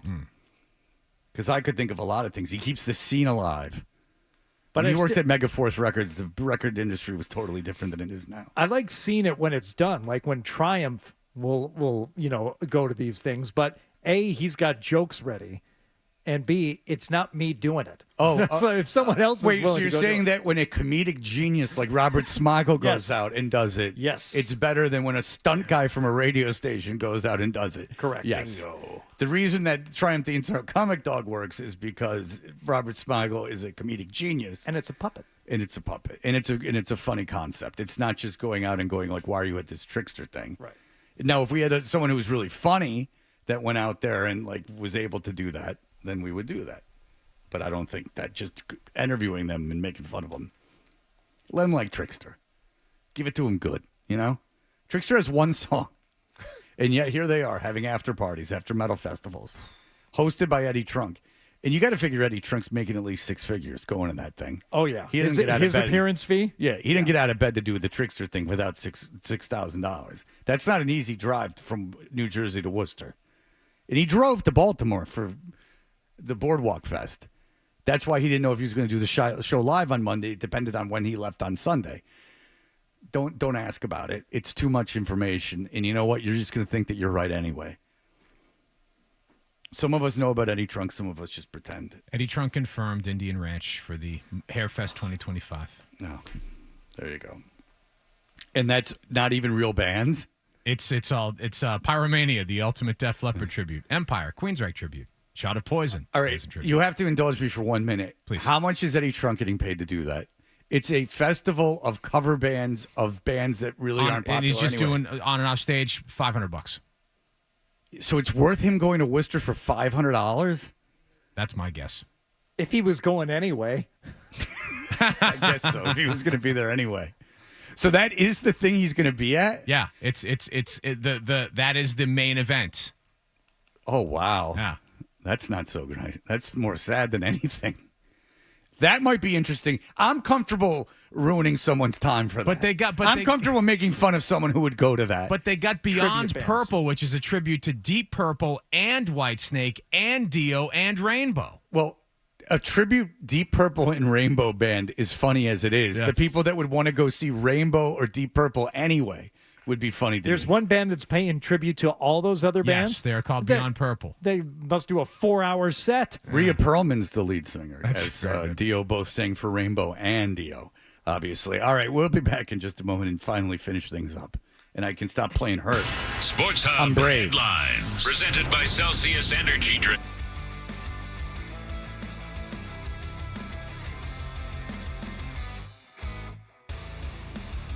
You playing hurt? You okay? Nah, I'm all right, John. You sure? You get back to your thing. Anything you want, bud. I'm here for you. According to multiple reports last night, it's looking more and more like the Bruins are going to hire a new head coach soon. Former Edmonton head coach Jay Woodcroft, current Washington.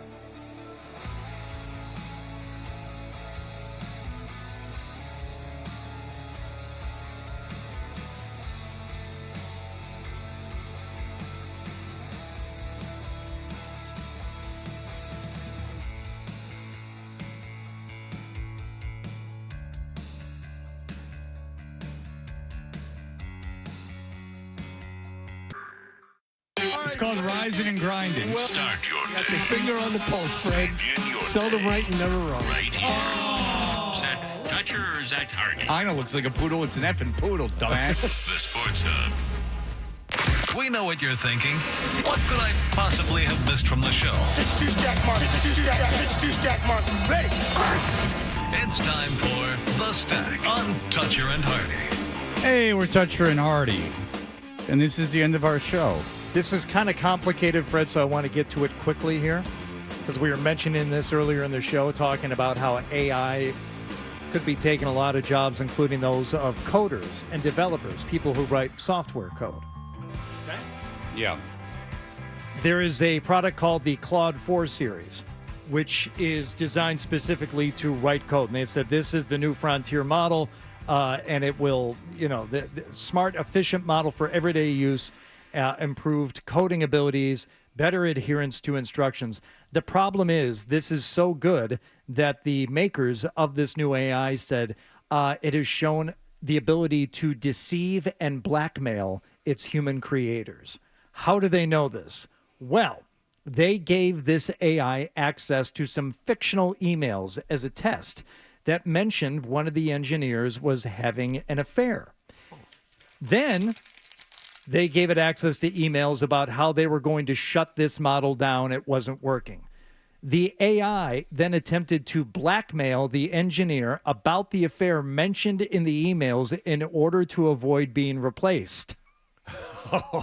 They also found the AI started fabricating legal documentation and leaving notes to its future self in an effort to undermine its developers' intentions. No, we're all completely safe. There's no danger here. We're Okay, gonna be so great. I heard this panel of AI experts talking about it. This has happened. No. Understand? I believe it. I've heard this panel of AI experts talking about the impact it's going to have on society, and this is just a very quick exercise. What do you think they compared it to? The Terminator. No. Something that's really happened in life. Something's really happened. Like that changed society. I don't know. Just take a guess at something that's happened to the world, like a development in the world, like not like an event, but like something that was invented that changed the world. Like the wheel. Okay, that's not a bad guess. The printing press. That's not a bad guess. Okay, John won't get it. The nuclear bombs. The written word, the ability to write. They said that it will change the world, much like the invention of or the adaptation for humans to be able to express their thoughts via writing. Not the printing press, not the internet, that people were able to express themselves without talking directly to one another. That's what they say this is how this is going to change. The written word. So this is, they are comparing this to, and take it for a grain of salt, these are all guys in AI. But they say that, and when did the written word come around? I mean, it's been 100 years at least. Yeah, you got to figure at least 1700. Yeah. So, for like 200 years, nothing like this has happened.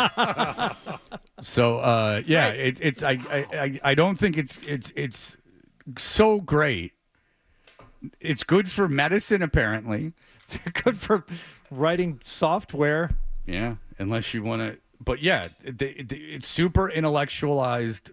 Robots can then figure out ways to outsmart people. Yes, that's the way that it works. That they're supercomputers that can process information at a rate that humans can't, and then they'll be able to use just it. don't give them all the information. Whoops, too late. Yes, they've already got it. Well, in order for them to work, they need all the information, and so so you've invented something that processes information, millions of times quicker than a human being, and then you give it all the information, let it take control of your business, and then you expect nothing to go wrong. I mean, this is not like without justification being a little concerned about it. Now, it's more our kids that aren't going to have jobs, and hopefully I'm gone by then. All right. That'll do it for us. Bye. Talk to you tomorrow. Toucher and Hardy on the Sports Hub. As men get older, our bodies change. We all know that. And often we just accept